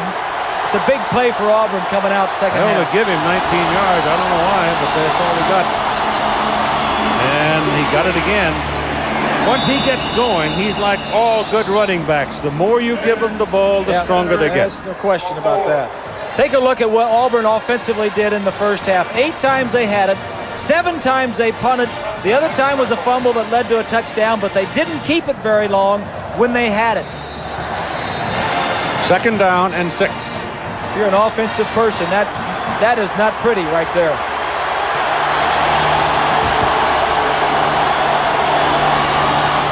This is Joe Frazier, the fullback. A yard. Joe's a 5th-year senior out of Montgomery. Nix had a tough first half, 7 of 16, 52 yards, and was rushed a lot of other times. Davis had 8 yards of 23, 8 rushes for 23 yards, and Bailey led the receivers with 33 yards. Auburn's got Harold Murrow in the ball game now, number 12. 0 for 7 on 3rd down conversions. This is 3rd and 4. Here they come. Throws quickly. They give him the catch at the 41-yard line. Thomas Bailey. He was on the ground, but he made the catch. Bill Oliver, the defensive coordinator, first time, 3rd and long.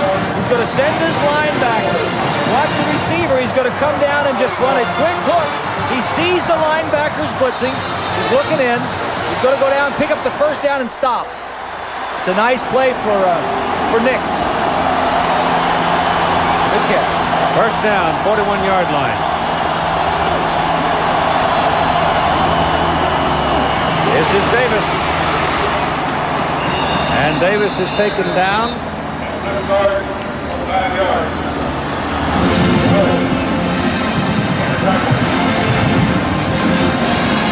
This is what Terry Bowden wanted, and it's a good moving drive, offensive drive on the first possession of the 3rd quarter, and he's getting that. He just needs to keep it going. This is the deepest penetration of the ball game by Auburn. Ball is at the Alabama 36. It is 2nd down and 5. Frazier in front of Davis. And they whistle the play dead.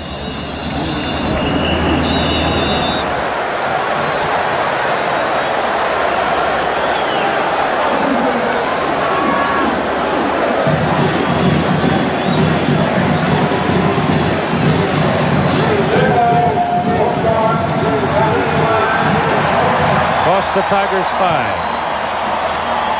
This week, ABC's Monday Night Football goes to the Astrodome. Have a nice trip, fellas. Wide receiver Haywood Jeffries, new coach Jeff Fisher, and the Houston Oilers hosting Dan Reeves and the New York Giants. Monday at 9 Eastern, 6 Pacific on ABC's NFL Monday Night Football. 2nd down and 10. Nix back to throw. Reaching for him, they miss it. The ball is thrown intended for Sanders. Thrown in a hurry, thrown too high. So the longest sustained drive by Auburn is in session right now. But that pass missed on 2nd and 10, so they're looking at 3rd and long now. They've had 6 plays in this possession. I'll tell you the kind of day they've had so far. Yeah, Patrick Nix starting this year for the first time. This is his 11th start. Replaces Stan White, who started for 4 years at Auburn. Out of the shotgun, pressure coming, trying to set up a screen, gets it off to Beasley. And Beasley's got a big play. Down to about the Alabama 20-yard line.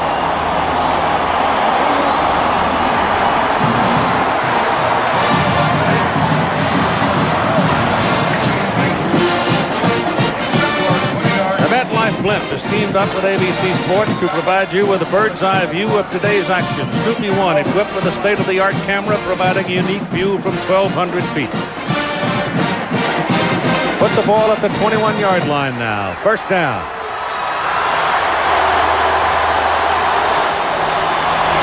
Staying in the shotgun. Nixon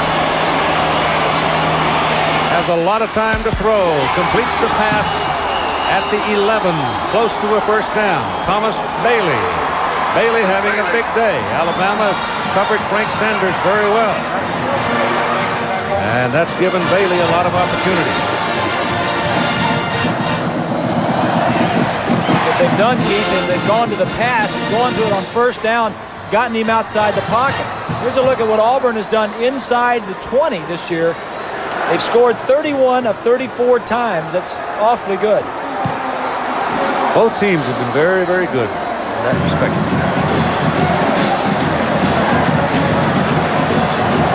That much.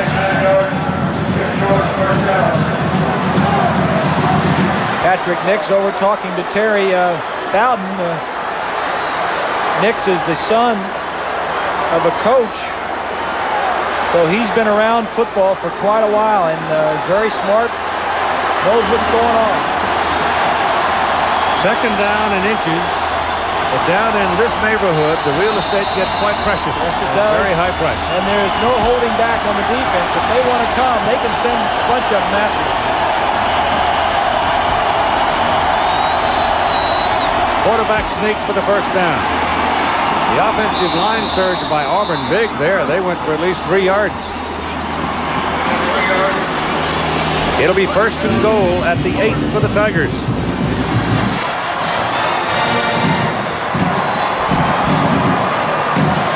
That end of the stadium is where it appears that most of the Auburn tickets are located.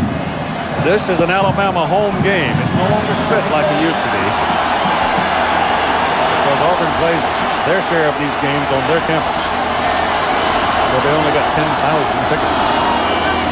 Morrow to the 5. So he got about 3 yards. So they're trying to tuck it away, and they're trying to move the ball behind Riley, Taylor, Robeek, Thomas, and Anderson. Remember, these two big tackles are 310 and 306. These are big people. Well, this offensive line has done a nice job all year providing some movement for Auburn runners. They came in the second leading rushing team in the conference. Alabama has not done too well stopping the run. Going to throw it here. Throws in. It is incomplete. He's lucky to get it back. He's lucky to get it back because Sanders was covered. There were several people over there wearing red.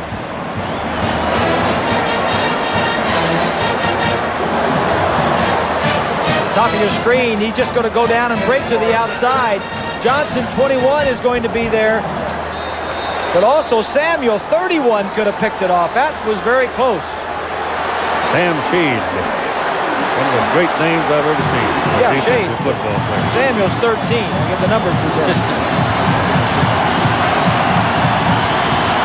It is third and goal from the 5. Some will being tested right here. Gonna throw. Did he make it? No, sir. It is caught by Hicks, 4, number 89, and he did not get it in.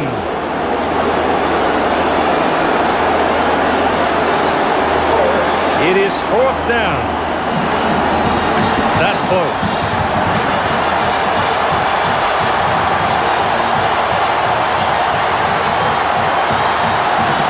This kid, number 89, Poor, is going to be the outlet. Slanting down, trying to get in.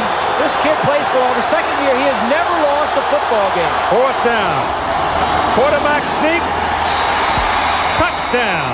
Penalty flag on the field in the end zone. It's behind the defense. Too many people on the field for Alabama. Touchdown, Auburn. It's a big drive for Auburn. First possession. From the 1-inch line, the 1-foot line, the offensive line escorts Nix into the goal, into the end zone. Big drive for the Tigers. Well, that possession belonged to Nix, didn't it? And the offensive line. All right, Matt Hawkins for the extra point. And it's good. And at 5:03 to play in the third quarter, Auburn has put 7 on the board.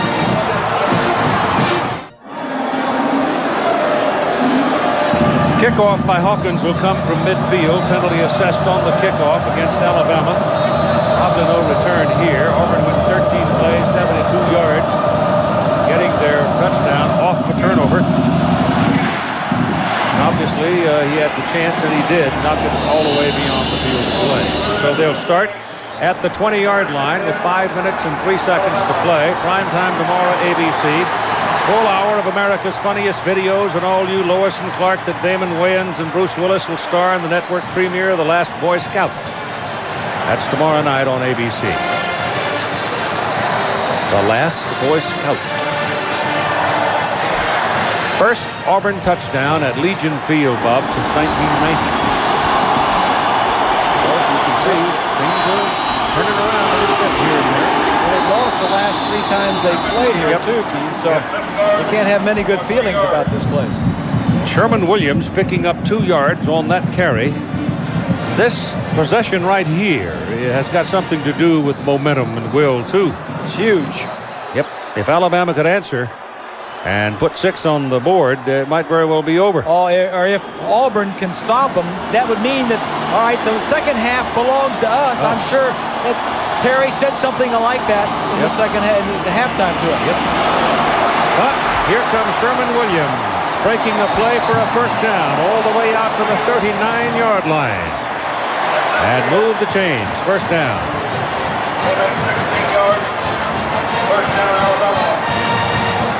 120 yards for Williams now. Alabama 38.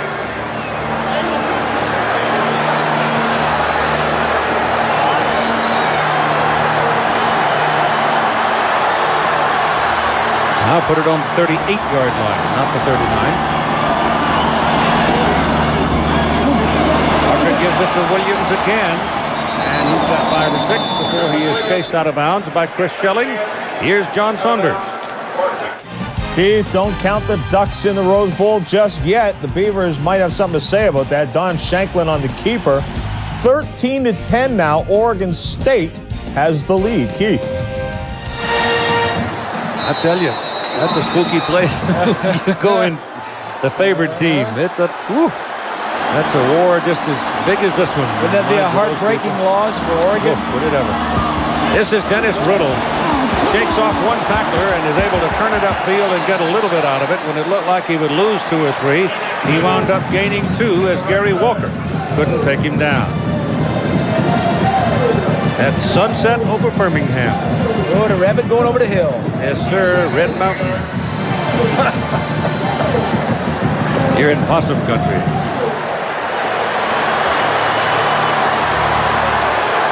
I remember once I introduced Jim Lampley and assorted others to a Possum Moon right here sitting in this very stadium. 48-yard line, third down, and 1. Power play. They got it. Dennis Riddle, young freshman, 195 pounds, wrapping both arms around it, bow in his neck, and slamming into the stack and moving the pile for 1.5 yards.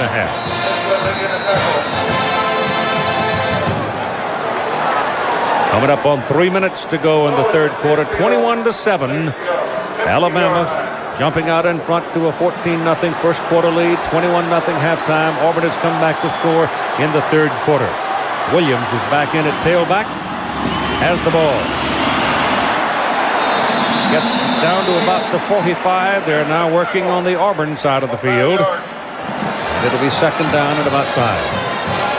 Alabama was moving the ball in their first possession of the second half and earlier and stopped themselves really with the fumble by Barker.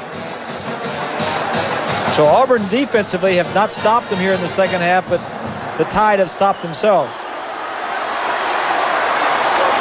He's doing it, a lot of that on his own. He's starting in one direction and then going off in another. Got it again. Foot slid out of bounds just short of the 40 and a yard short of the first down. Next Saturday, Florida State. That's at noon Eastern time. Then at 3:30 Eastern, Skins game. Couples, Stewart, Azinger, Watson. And then on Saturday night, Notre Dame and Southern California from the Coliseum in Los Angeles at 8 o'clock Eastern time. PM, that is. I'll have you know. Prime time. Alabama yards in the game, 181 running, 176 passing. I wonder if Auburn knows about that stat there. Williams rushing yards. Slammed into the middle, and again, Riddle bangs over the top for the first down.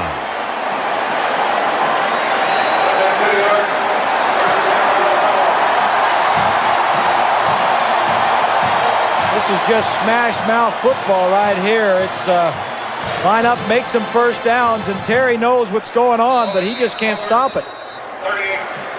He ain't playing. He ain't big enough to play. A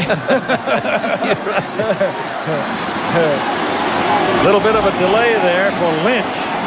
Looked like they had him, and then all of a sudden a little wiggle, and he was gone for 3. As Alonzo Etheridge makes the tackle. Number 91. Winding down at the end of the third quarter, 21-7, Alabama. Alabama's undefeated, 10-0. Auburn, 9-0-1. There's Bussum. 9 plays in this possession, all of them on the ground. Second down, 7.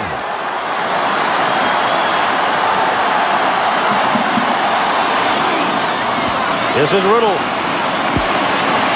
That's a pretty good play by number 96, Gary Walker, who came in, got enough of him to take away his momentum, and he got it back to about the line of scrimmage. So it'll be 3rd and 7. There's number 50. It's Mike Pelton. He's over the center, and the guard tries to cut him off. Then the other guard tries to get a piece of him. Just doesn't give up. The ex-middle linebacker who put on a little weight. High steps it, finds his way over there, gets a piece of the tackle. 10 sacks on the year for Pelton. Better hurry. Timeout. So rather than take the 5 yards of penalty for burning the clock, he calls timeout with 16 seconds to play in the quarter. CFA College Football on ABC Sports, brought to you by the all-new Chevy Blazer with its exclusive driver control system. Coming soon to your local Chevy dealer. And Quaker State 4x4 Motor Oil, the intelligent oil for hard-working engines.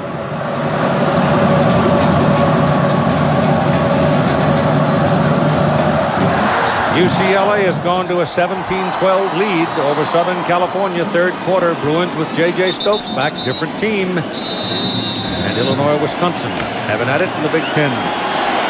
Southern Cal doesn't win. Oregon can lose and still go to Rose Bowl. Oregon was trailing a moment ago. Jay Barker on 3rd down and 7. Got it. Curtis Brown makes the key catch. Barker took a pretty good lick, but he gets up. But he got the ball to his man, Curtis Brown, for a first down just short of the Auburn 25-yard line. Alabama has controlled the ball. 9 minutes and 26 seconds of the third quarter, though it was Auburn that scored in the third quarter. Good play by Barker, too. They had a little blitz coming at him and picks up the first down, avoids the sack, keeps the ball for Bama. We'll be back after this message and a word from our ABC station. Channel 31's coverage of the game, Auburn versus Alabama, continues.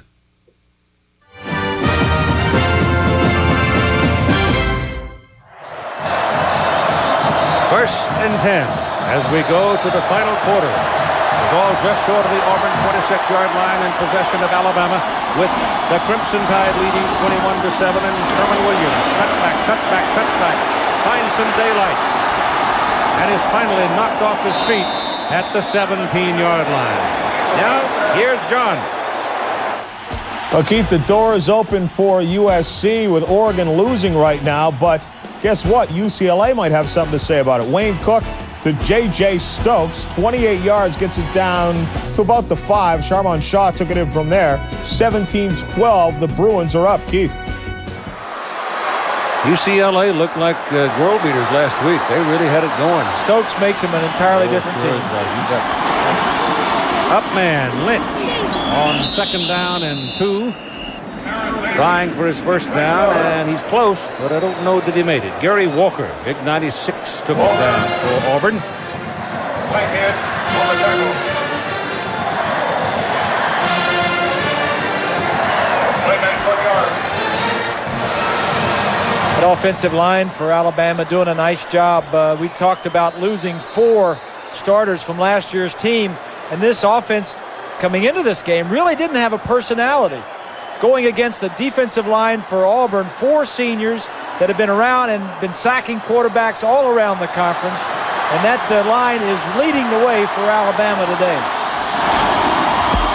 Williams dives. I don't think he made it.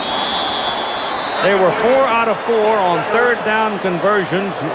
Sherman Williams never really got off the ground. There was a Tiger at the top of the pile. Depends on the spot, but it does not appear from here that he is going to have it. 4th down, the referee, Bill Goss, is signaling right now he's not even going to measure. Nope, not even bringing the chains on. Oh, there. When you convert 4 times on 3rd down in 1 possession, you are chewing up the clock. Yep. That's exactly what Alabama's been doing with this possession, and they're going to go.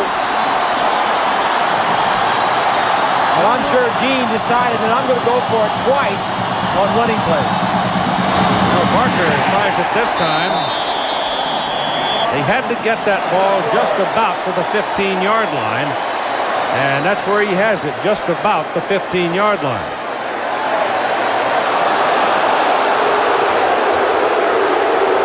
"24-7 would not be more comforting than 21-7.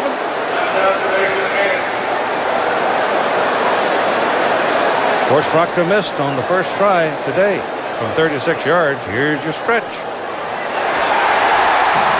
1st down. Ooh, that was close. Well, when you go for it on 3rd down and you run a play, you decide, well, if I don't make it on 3rd, I'll run it. I can make it. On one of the 2 running plays, I can make it. Terry knew that was a big play. Well, so did Beebs. 15-time plays so far in it. And even if you don't score, bundle of time.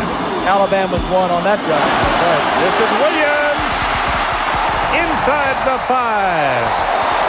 Boy, he's pretty good on that cutback, isn't he? Watch that. Yeah.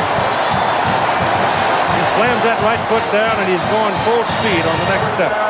He's cutting back. Watch as he's going to come up here, and then he's going to go all the way around the offensive line. Lynch, the fullback, is going to go up and then around.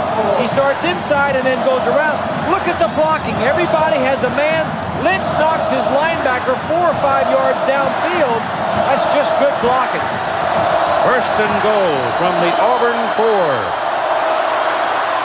Williams taken down at the Auburn 7. Number 96, Gary Walker, with his 2nd big play in this Alabama possession. That time, Auburn got across the line of scrimmage. Didn't get anywhere near it. Here's the 3rd quarter stats. Look at the Alabama rushing and passing yardage, 186 yards. That's called balance. 2nd and goal from the 7. Williams, nothing doing. He's back at the 9. Marcellus Mostella brought him down, a sophomore from Gadsden. So Williams in the last 2 plays has lost 5 yards. Well, and one of the reasons is that the defense of the Tigers is getting across the line of scrimmage. They're not waiting, they're coming across. 47, Mostella is right there. He plays off the block and then gets across the line of scrimmage. Look what I found. Yeah. Third and goal from the 9. Pass. Yep. Parker buys some time, throws into the end zone. It's intercepted. Picked off by Brian Robinson. His 8th of the season. And Auburn Tigers have the ball out of bounds at about the 17-yard line. 18 maybe. So a turnover by Alabama. They come away empty. 19 plays, they run, they get no points. Yeah, and this is news too because Barker doesn't throw many interceptions. And one of the things that Auburn was good at all year was sacking the quarterback and picking off passes. Robinson, as you mentioned, had 7 coming in. He ran 1 back for a touchdown. He's ran 3 back for touchdowns in his career. Parker didn't see him. Barker didn't see Robinson, was only looking to the outside. They start at the 19 with Davis and Frazier in the backfield behind Patrick Nix. 21-7 ball game. Nix pumps it. Nix throws it. He's got a guy. He's got Bailey. Thomas Bailey. All the way down to the Alabama 33-yard line. So Auburn trying to strike quickly. Goes big, and they get a big result. And they're picking on the true freshman. Look out here, one-on-one, he's going to run a little hook route and then go. The freshman, Townsend, bites on it. If this ball is thrown properly, it's a touchdown. Get it out in front of him. He has to wait for it, and then the gang catches up. 33-yard line of Alabama, first down Auburn. This thing is turned completely around right here. Carrying the ball is Joe Frazier, 3 yards to the 30. Barker had thrown only 2 interceptions coming into this game. The one advantage of that last possession for Alabama was they used 9 minutes and 53 seconds of time. There's no question about that, but you hate, given that, you hate to get that far down and not get any points on the board. 3 would have been big.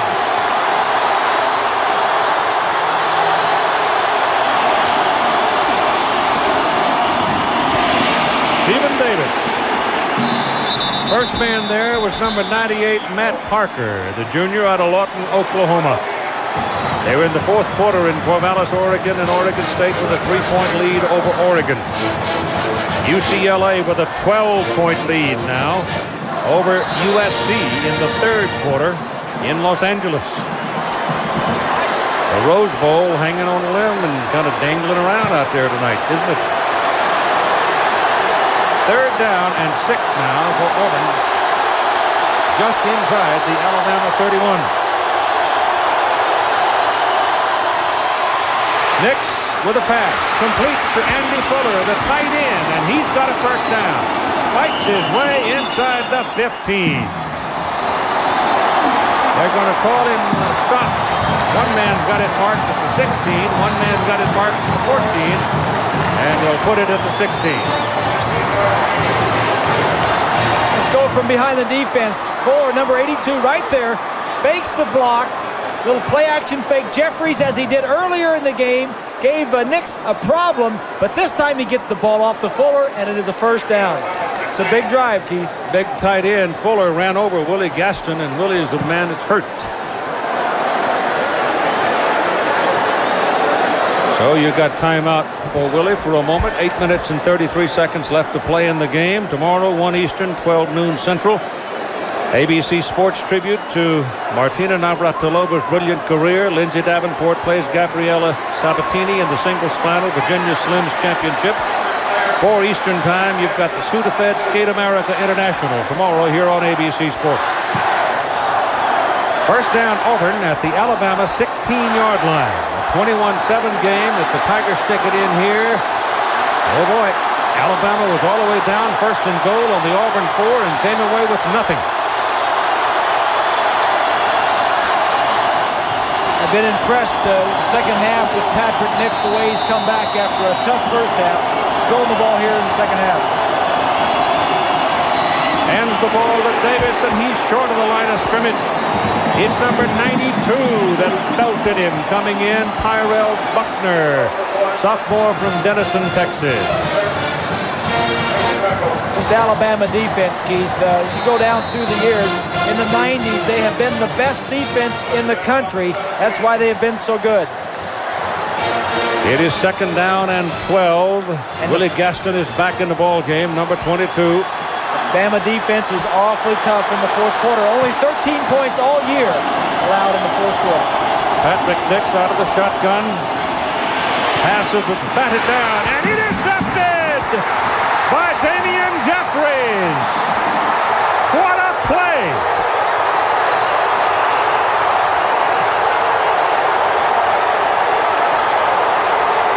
Holy cow!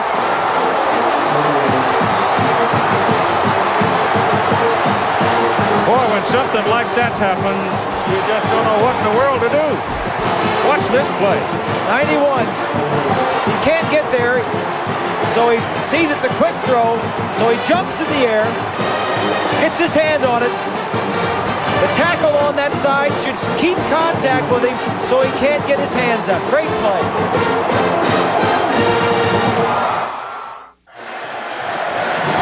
Let's go back and take another look. Jeffries, 91, is on the left side, just outside the screen. He reads the short set. The short set to him means the quarterback's going to throw the ball quickly. I can't get to the quarterback, so let me get some separation from my offensive tackle, and I can jump up and knock the ball down. You didn't expect to catch it, but that is his 2nd interception of the year. Like hitting your thumb with a hammer on the last shingle. This is Sherman Williams. Slamming in there for 7 yards, and let's get some more news about the West Coast shaking from John Saunders. Keith, you already gave the score. Here's how it happened. USC trying to hold UCLA, but Wayne Cook having a terrific day. His 2nd touchdown pass. This one to Jim McElroy with a nice catch in the back of the end zone. 30 yards on the play. 24-12. Keith. Wow. So that offense that they're running, probably a lot of the remnants of Homer Smith when he was out there. Well, 2nd down and 5. This is Sherman Williams. 1st down. Works his way across the 45 and up to the 47. Oh, it's another one of consequence for Sherman Williams. Move the chain. 6:50 to play in the game.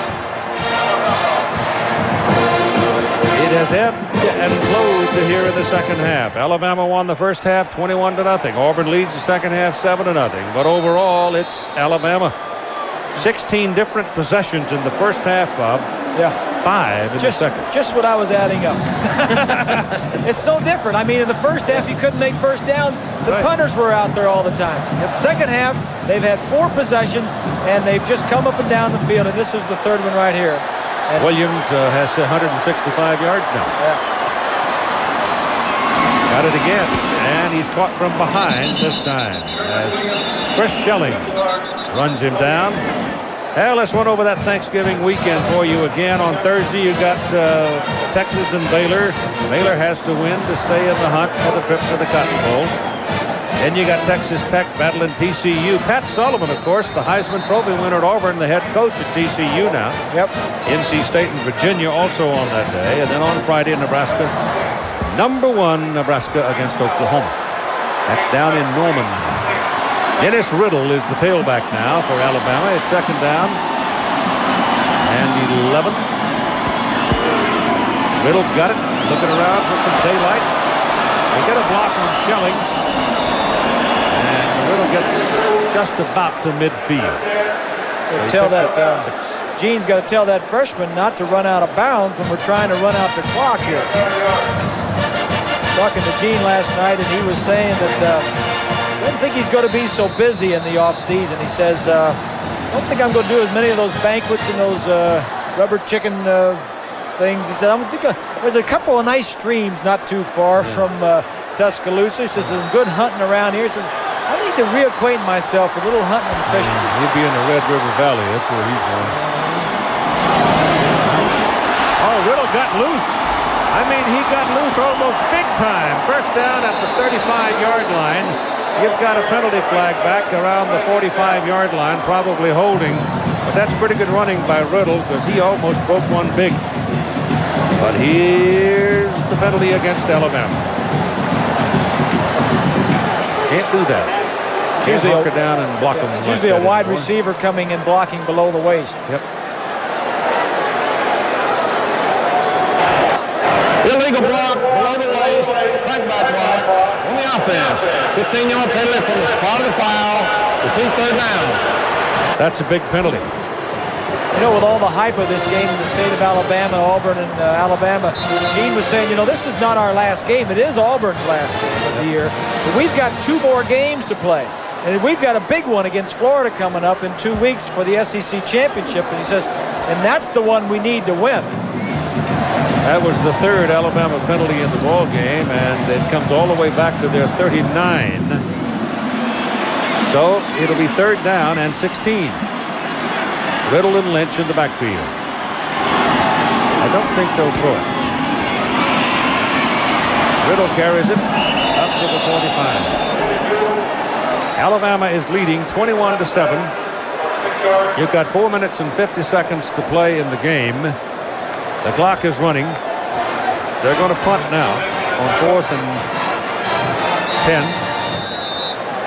And if they can hold Auburn somewhere around middle of the field, I doubt very much you'll see the ball up in the air anymore.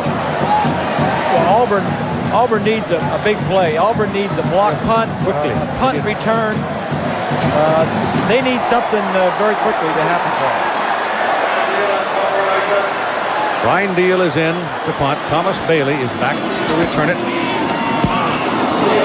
Pretty good kick by Deal. He runs him all the way back to the 6-yard line. There's 1 block for Bailey. 2, 3, and finally down he goes at the 25-26. So Auburn will have it there. First down at their 26. 4:02 to play in the game. There have been many, many moments in this rivalry where things were settled in the last few seconds, like 1986, 45 seconds to play, 18 reverse left, ball by Pat Dye, and Lawyer Tillman pound his way to the end zone as Auburn came from behind to win it 21-17. Well, they're down 21-7 right now. They have the football at the 26-yard line, their side of the field. That was the 199th career punt return for Thomas Bailey, which ties an NCAA record. Patrick Nix will work out of the shotgun. 2 wide left, 1 wide right. A lot of room in the middle of the field. And Nix picks up about 6 yards to the 32, and here's Lynn Swan. Keith, you and Bob were talking about the Alabama defense and how well they do in the 4th quarter. Keep in mind that since Terry Bowden took over at Auburn, this unit has not scored less than 22 points only on 3 occasions. The last time they were held under 22 was October 2nd in 1993. They are very capable of getting up very quickly. Keith? Time is now the ally of Alabama. We're inside 4 minutes. 2nd down and 4. That pass just misses. It was thrown low, and Hicks Poor, who had made the big catch, sophomore out of Marietta, Georgia, to set up Auburn's touchdown, couldn't reel that one in. I mentioned earlier that the wide receiver there, Poor, has never lost a game. It's his 2nd year at Auburn, and Auburn hasn't lost in 2 years. But in high school, his high school never lost a game. He went to the same high school as Eric Zier. What was that? He's in Georgia. Marietta somewhere. Clark Central or something like that? Yeah. That's in Athens. 37-yard line. That'll be a first down. You can move the chains. Changer across the way, and the ball's marked on this side, and it is the first down. Road to the mythical national championship won't get any easier. You've got Alabama, Florida in the SEC title game presented by Dr. Pepper. That's in Atlanta with a trip to the Sugar Bowl on the line. And the Gators won it last year. They won it again. You got to figure Steve Spurrier's got to be sitting down there watching this ball game with a week off. You betcha. Yeah. That'll be at 3:30 Eastern Time, December the 3rd, here on ABC Sports. That pass is incomplete. It was intended for Thomas Bailey. Trojans have come back now to post 19 points. They trail UCLA by 5. There's a goodly bit of feeling in that one, too, I'll have you know. As well as that one, BYU and Utah hooking up in Salt Lake. A lot of old neighborhood scuffles going on this weekend. Yes, sir. This is the week for them. Yep. All right, it's 2nd down and 10 for Auburn. The ball is out at the 37. Nix runs away from the pressure, throws it, almost picked off by Sam Shade. Sam Shade stepped in front of Thomas Bailey and almost came away with it. It'll be 3rd down and 10.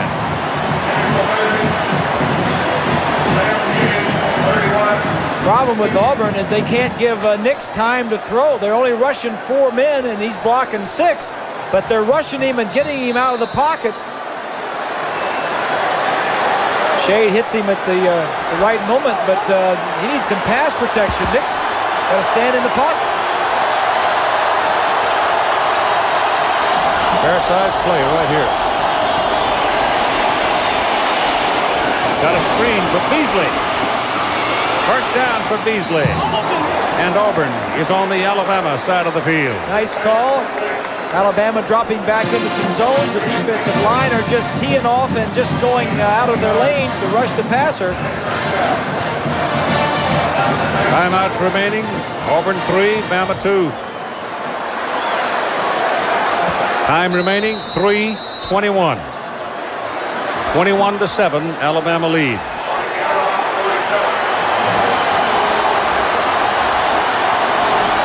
Ball is inside the 47. Patrick Nix, sideline. Knocked out at the 39 of Alabama. Pickup is about 8 yards. Hicks Poor made the catch.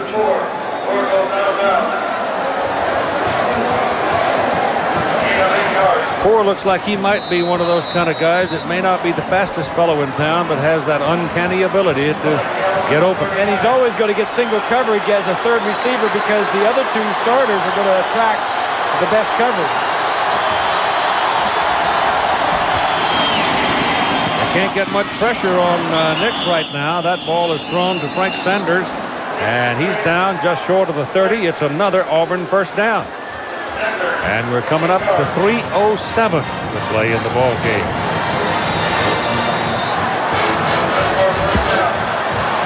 Officially goes in the book at 1st down at the 30. Still no pressure. Ball is thrown out to Beasley. There's a penalty flag.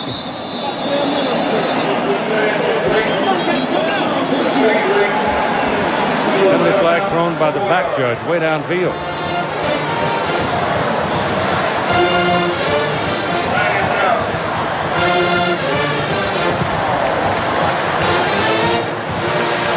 Uh-oh.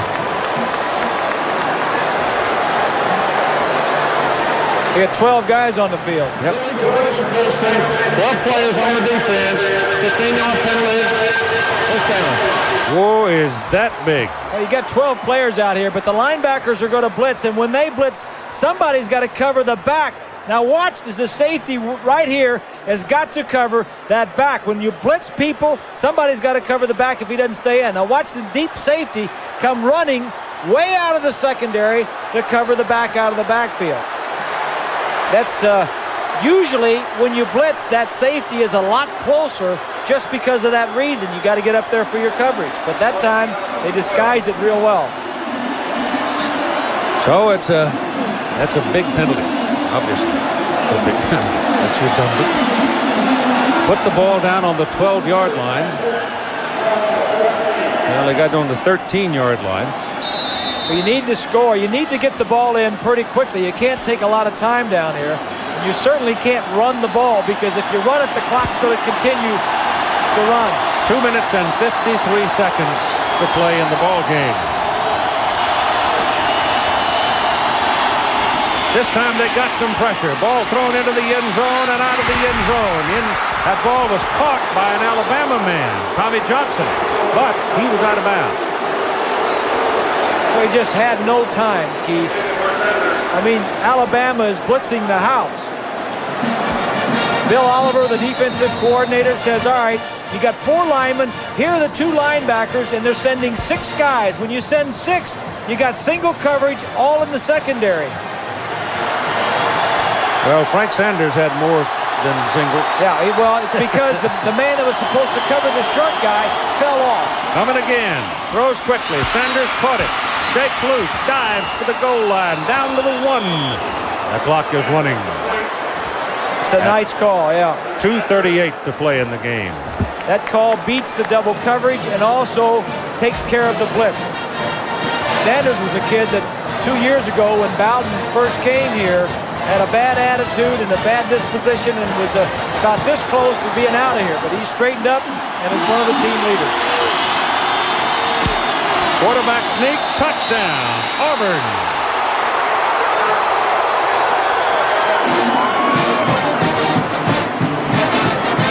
So it's a gutty march by the Auburn Tigers, led by Patrick Nix. 19 out of 35 now, 207 yards and 2 rushing touchdowns. And they get their second touchdown at 2:23 to play in the ball game. Remember, I know Steve Spurrier watching this game knows that Auburn can throw and come from behind. Yes, Sanders made that big catch against him. Yes, he did. The extra point is good. So it is 21-14 at 2:23 to play in the game.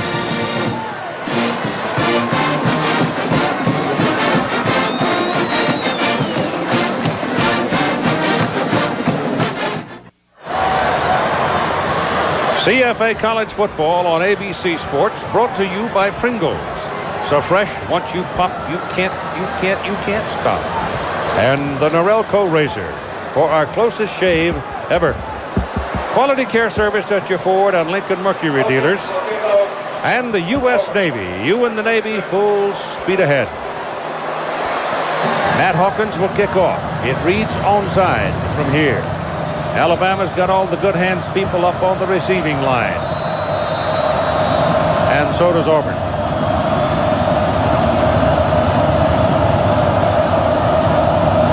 There it is. There's the big bounce. Terrence Lynch, number 45, looked to be the man who went up in the air, put it on his numbers, and cradled it to the earth. And Alabama has possession with 2 minutes and 20 seconds to play in the game. Trying to get the big bounce. Yes. Stayed down a little bit longer to allow the Auburn players to get a little bit closer. That's a nice play by Lynch to hang on.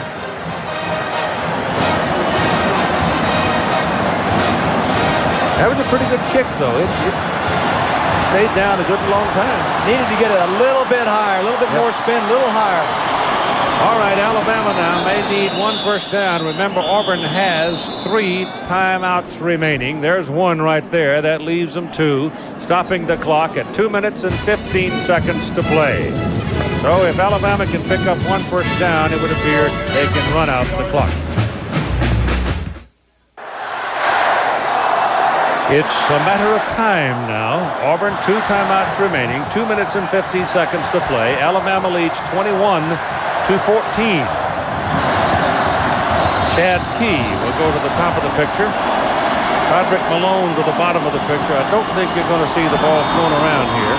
It's handed off to Dennis Riddle, the freshman tailback. And he gains to about the 44. And Auburn calls for another timeout. They've got 1 left, and as you can see, 2:08 to play.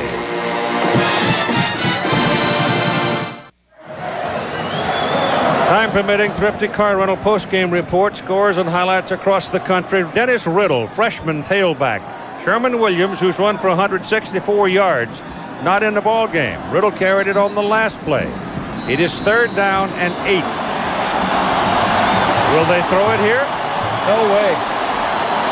They give it to Riddle, and he runs it down to the 40. And it is 4th down, and there's a penalty flag thrown in the backfield area of Alabama. That's probably bad news. Let's see about it. Clock shows 1:54.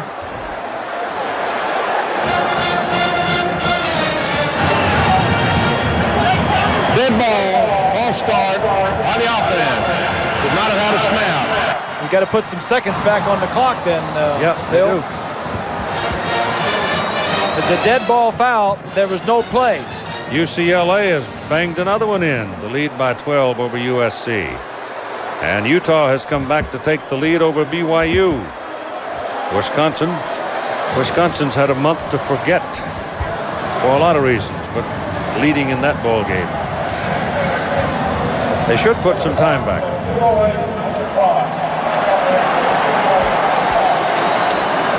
Yeah, he's just telling the clock operator to add the time back. Since it was a dead ball foul, there was no play. They just added the seconds back to 2:08. All right. It's third down and 13 now for Alabama. And the Auburn defense eats them up. So now there'll be punting, and here's John with another update from the Willamette Valley out in Oregon. Well, Keith, I think you mentioned this one, Oregon and Oregon State. The Ducks now asserting themselves and could be headed to the Rose Bowl. Danny O'Neal to Dino Filia, second time they've hooked up today. That one 19 yards, 17-13. Keith. Thank you, John. So the Ducks with their gang green hanging in there. What a year for Rich Brooks. A year ago, all the talk about they were going to run him out of town. Yeah. He had to give up his athletic directorship because he couldn't handle both jobs, and it's a fearsome job, no question about it. He went back to coaching full-time and has produced a near miracle out in Eugene. Auburn now with no more timeouts remaining.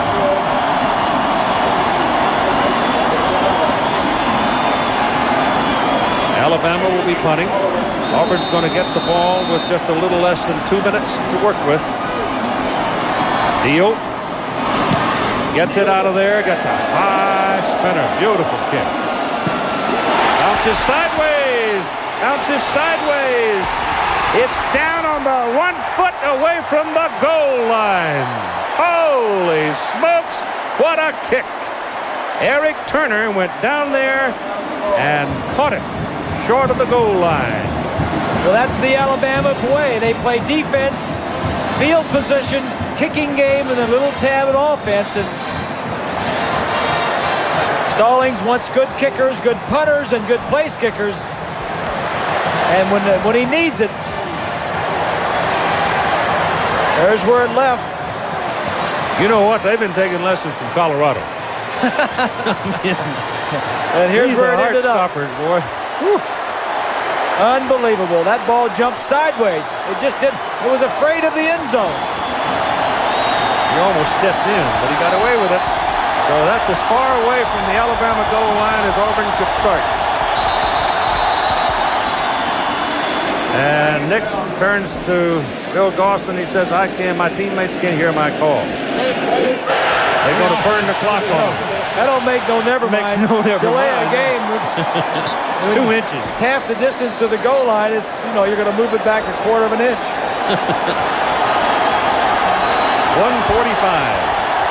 remaining to play.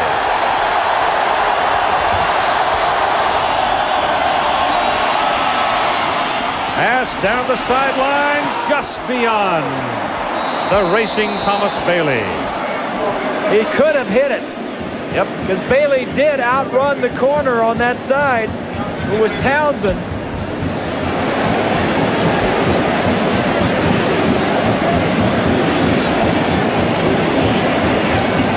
There's a lot of grit in these two football teams, I'll tell you that. Auburn did it earlier this year against Florida, at Florida.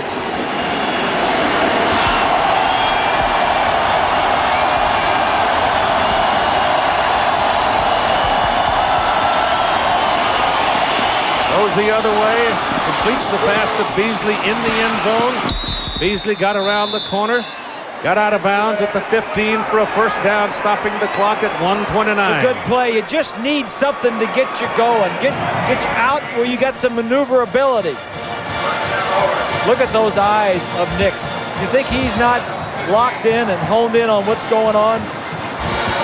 He is a different player this half than he was the first half. He's getting a little bit better protection too.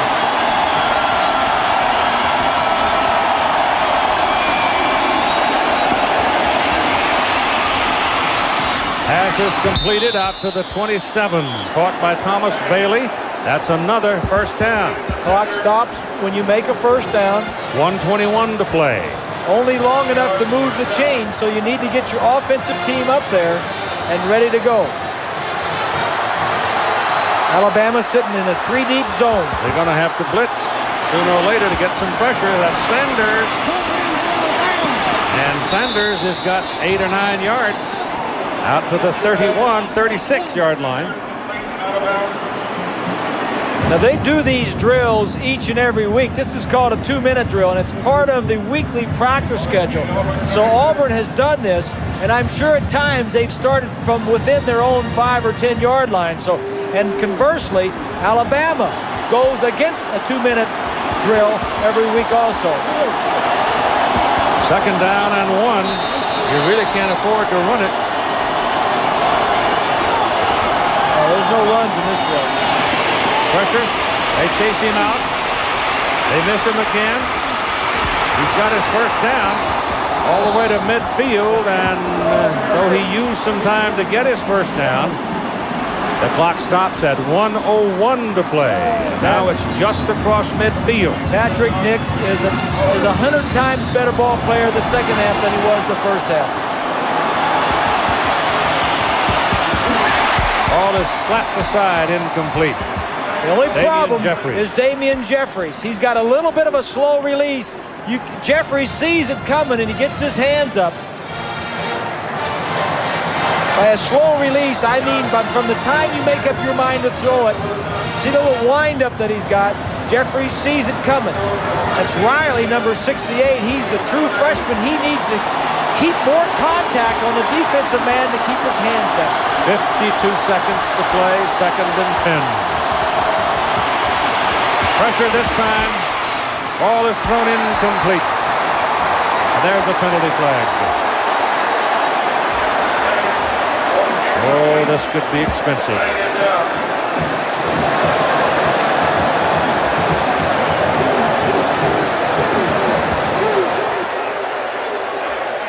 Pick it up. There's no foul. Pick it up. No foul. Okay.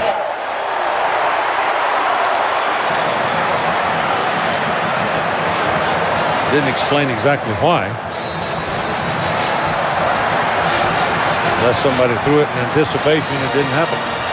46 seconds remaining to play in the ball game. Auburn 5 out of 13 on 3rd down conversion. Ball is just across midfield. Nix throws to Beasley, and Beasley is thrown out of bounds at the 43, just near the 42, stopping your clock at 38 seconds. Auburn doing a nice job of working the ball down. They're across midfield. They've got 38 seconds to go. If you throw it in the center of the field, you need a first down to stop the clock. You got 4th and 3 coming up. Yeah, that's the main thing. You need to pick up a first down anywhere on the field now. I don't care where it is, inside or outside, you need a first down. 4th and 3. Sanders over the middle. Didn't get it. He didn't get it. No, sir. He turned on the 40-yard line. He had to go inside the 40, and he never, ever got across that 40-yard line that I could see. Shade and Johnson ripped him right on the 40.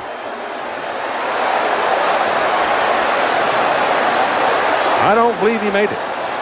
It'll be so close.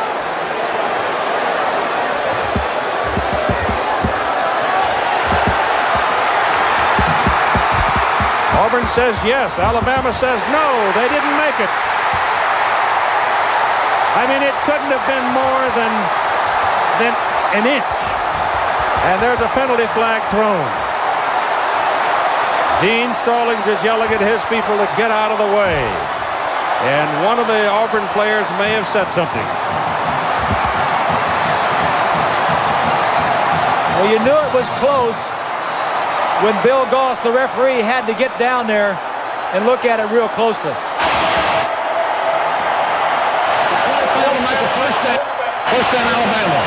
After the ball was there,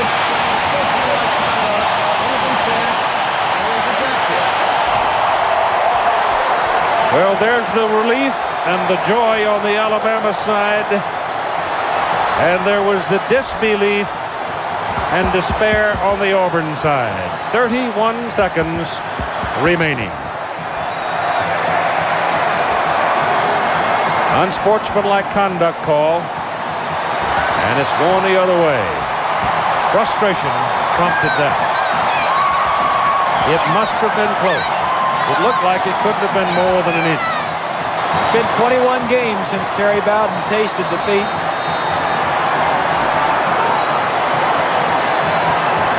He'll wear it well. Patrick Nix is apologizing because it was Patrick that jumped up and challenged the call and got the flag. Now Alabama has to kill 31 seconds on the clock.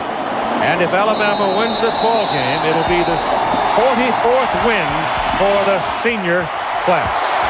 That's remarkable. Take a look at that last play from the left side. Sanders is going to slant in. Catches the ball right there on the line. And double coverage, as he's had all day, stopped him short of the first down. Sam Shade had the leverage, number 31, and simply would not let him inside the 40-yard line. And Johnson had the tackle. Shade had the leverage to push him back, and that was the difference of an inch. And now you know why they play these kind of games. I'm going to sit down.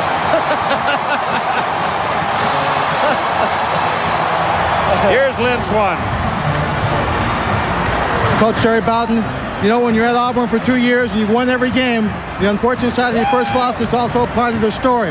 Tell us about this football game. What happened in your eye? Well, they just dominated every phase early. We couldn't do anything right. They were playing perfectly. But in the second half, we just wouldn't give up. And again, I think what you saw, we have two great football teams out there, and it went down to an inches call at the very end of the game. And I know they win it and they deserve to win it, but I think our players felt like they would have come back and won that game with one more first down. For your seniors, I know the whole ball club is trying hard, but for your seniors, this is their last game. They've gone through a lot of turmoil, and they've shown great character the last 2 years. Give us an idea of what you'll say to these young men tonight. Well, these seniors are going to cry a little bit tonight, and they're going to be sad. But when they're going to be remembered, they're going to be remembered the winningest team, the longest streak in the history of Auburn University, and they're going to be remembered for that beautiful day down in Gainesville. And that's a lot to be said for these young men. I'm real proud of them. And good luck to Alabama. Coach, thank you very much. And Coach Bowden, they probably will say, too, that we didn't lose the game, we just ran out of time. The genuine Chevrolet most valuable players are Patrick Nix for Auburn, Sherman Williams for Alabama. Chevrolet donating $1,000 to each school's general scholarship fund to reward outstanding students for academic achievements and to help those in financial need.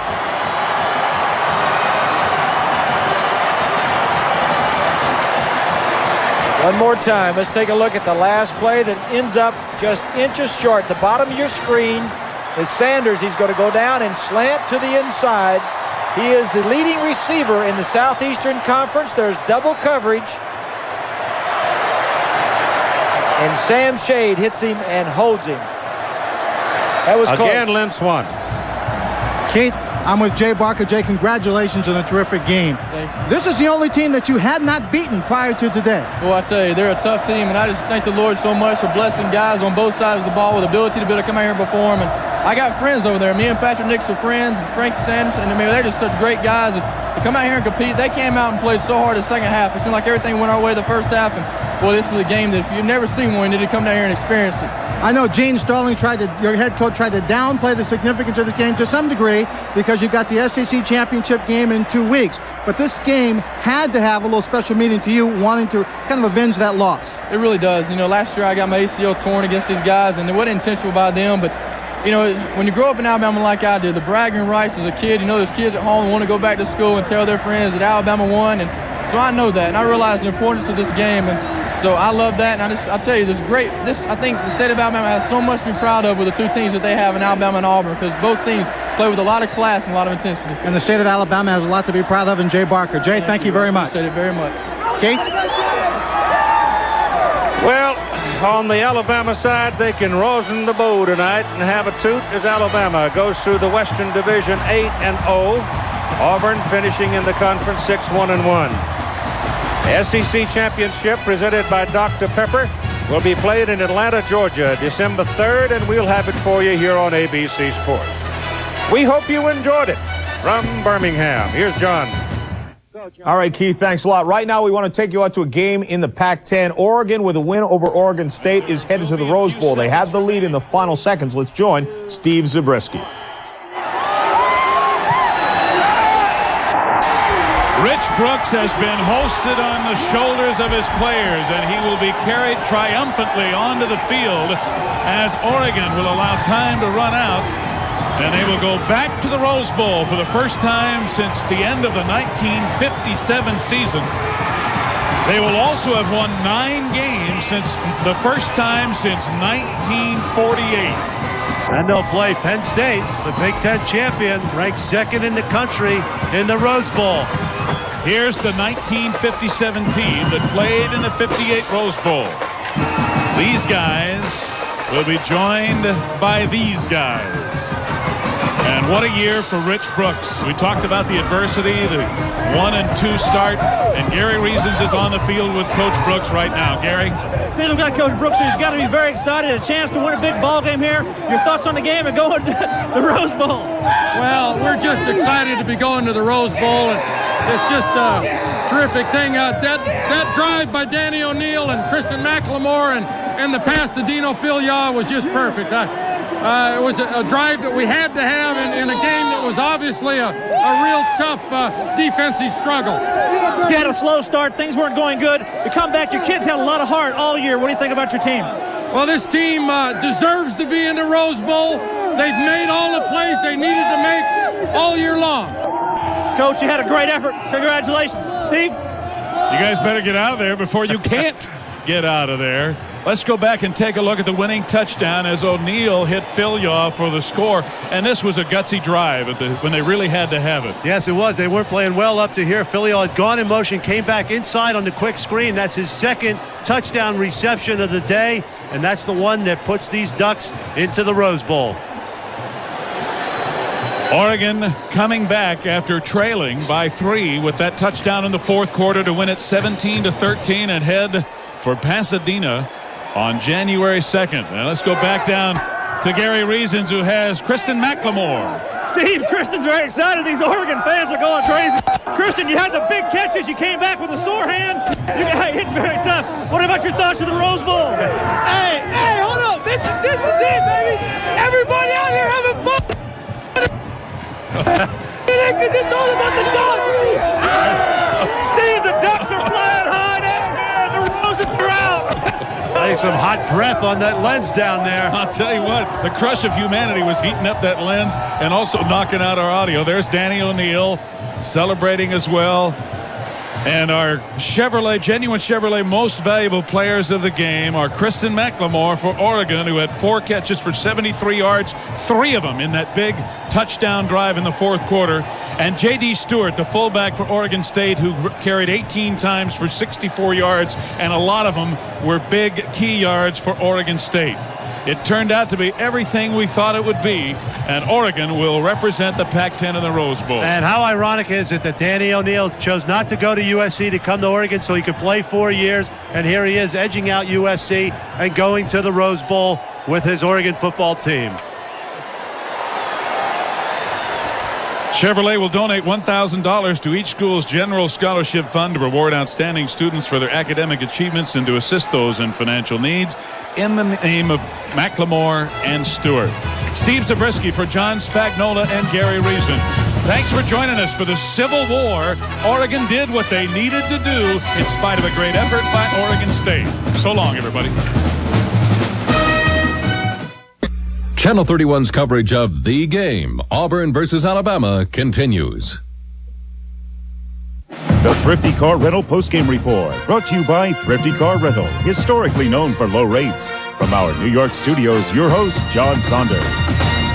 Welcome back. So Alabama remains unbeaten as they head into the SEC championship game, and Oregon is headed to the Rose Bowl. We have some more news for you, though, and it's surprising. Out of Colorado, head coach Bill McCartney, just 4 years after winning a national championship, announced today after the game against Iowa State he would resign effective the end of this season.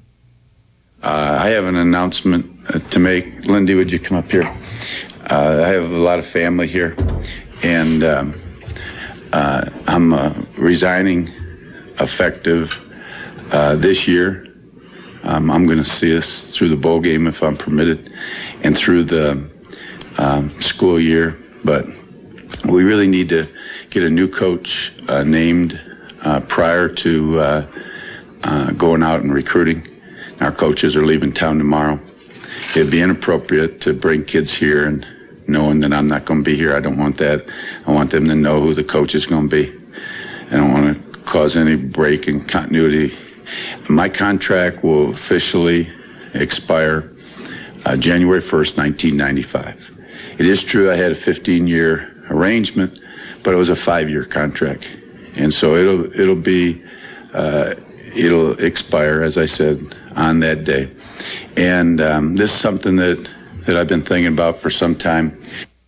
Now, there had been some reports that he was going after the Michigan State job. Apparently, he is denying that. Colorado did win today's game against Iowa State 41-20. Back with more in just a moment. Go, John. And welcome back once again to the Thrifty Car Rental post-game report. Let's get you up to date on a few scores here. Penn State over Northwestern, 45-17 was the final there. Penn State has Michigan State still to come. Kajana Carter, 12 carries, 107 yards, and 3 touchdowns. Kim Herring had an 80-yard touchdown on a fumble return, and he also had a 21-yard interception return, which set up a touchdown. Florida over Vanderbilt, 24-7. Their lowest output of the season for the Gators. You'll see them against Florida State next week here on ABC. Jack Jackson, 5 receptions, 96 yards and a touchdown. His 13th touchdown reception. That's a new Florida single-season record. Miami blows out Temple. They've still never won in the Big East. Frank Costa, 19 of 36, 249 yards. James Stewart, 18 carries for 85 yards and 2 touchdowns. 0-25 in Big East play for Temple. Texas A&M beats TCU. A&M's second unbeaten regular season in their last 3 years. Andre Davis, though, had 33 carries for 119 yards and a touchdown in a losing cause. Kansas State against Oklahoma State, 23-6. Chad May, 16 of 28, 297 yards and a touchdown. 17th touchdown pass, setting a new Kansas State record for touchdowns in a season. Oregon against Oregon State. Some of you saw that game here on ABC as the Ducks hope not to get upset by these fellows, the Beavers here, and Don Shanklin, a 1-yard touchdown run, made it 13-10. Oregon State had the lead, but Danny O'Neal, 19 yards to Dino Philyaw. Second time they hooked up in the game, 17-13. Oregon, they can celebrate, even though it's on the road, their first Rose Bowl appearance since 1958. Danny O'Neal had 2 touchdown passes in the game, both to Dino Philyaw. A look at the Rose Bowl, Penn State against Oregon, January 2nd. That's at 4:30 Eastern Time right here on ABC. Also in the Pac-10, USC did have a shot, but they lose to UCLA. Doesn't really matter, though, because with Oregon winning, the outcome of that game did not matter at all. Back with more in a moment.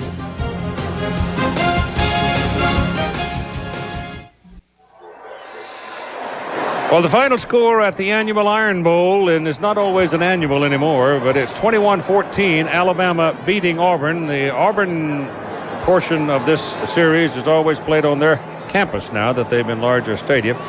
And it's your first trip to the so-called Iron Bowl in Birmingham, Mr. Greasy. I'm wore out. I don't know how you. Well, when you said earlier that you had to sit down, you did. You sat down. I'm used to the Purdue, Indiana stuff up there in the Midwest, but this is something special. Lynn Swan is in pursuit of Coach Gene Stallings, but normally when Beebs gets inside behind the door after a game like this, you don't fetch him out too quickly, and I doubt that we're going to be able to get to him today. This was a ball game where everybody sells out. I mean, the sincerity of it is total, and that's part of the magic, I guess, of this thing we call college football. But pretty good teams. Alabama came out and just dominated in the first half, and that's what ended up winning. They played a great first half. Their defense was outstanding, and their offense was just super. They had 3 touchdowns, 2 long touchdown passes. And at the end of the ball game, the second half, Auburn just fell short. This was the last play of the game, the little slant pattern to Sanders. The last play for Auburn just missed the first down, and Auburn dictated the second half. They controlled it, but they just fell a bit short. It's tough to score that many points. The spot on the ball and the measurement was truly no more than an inch. It didn't appear to be.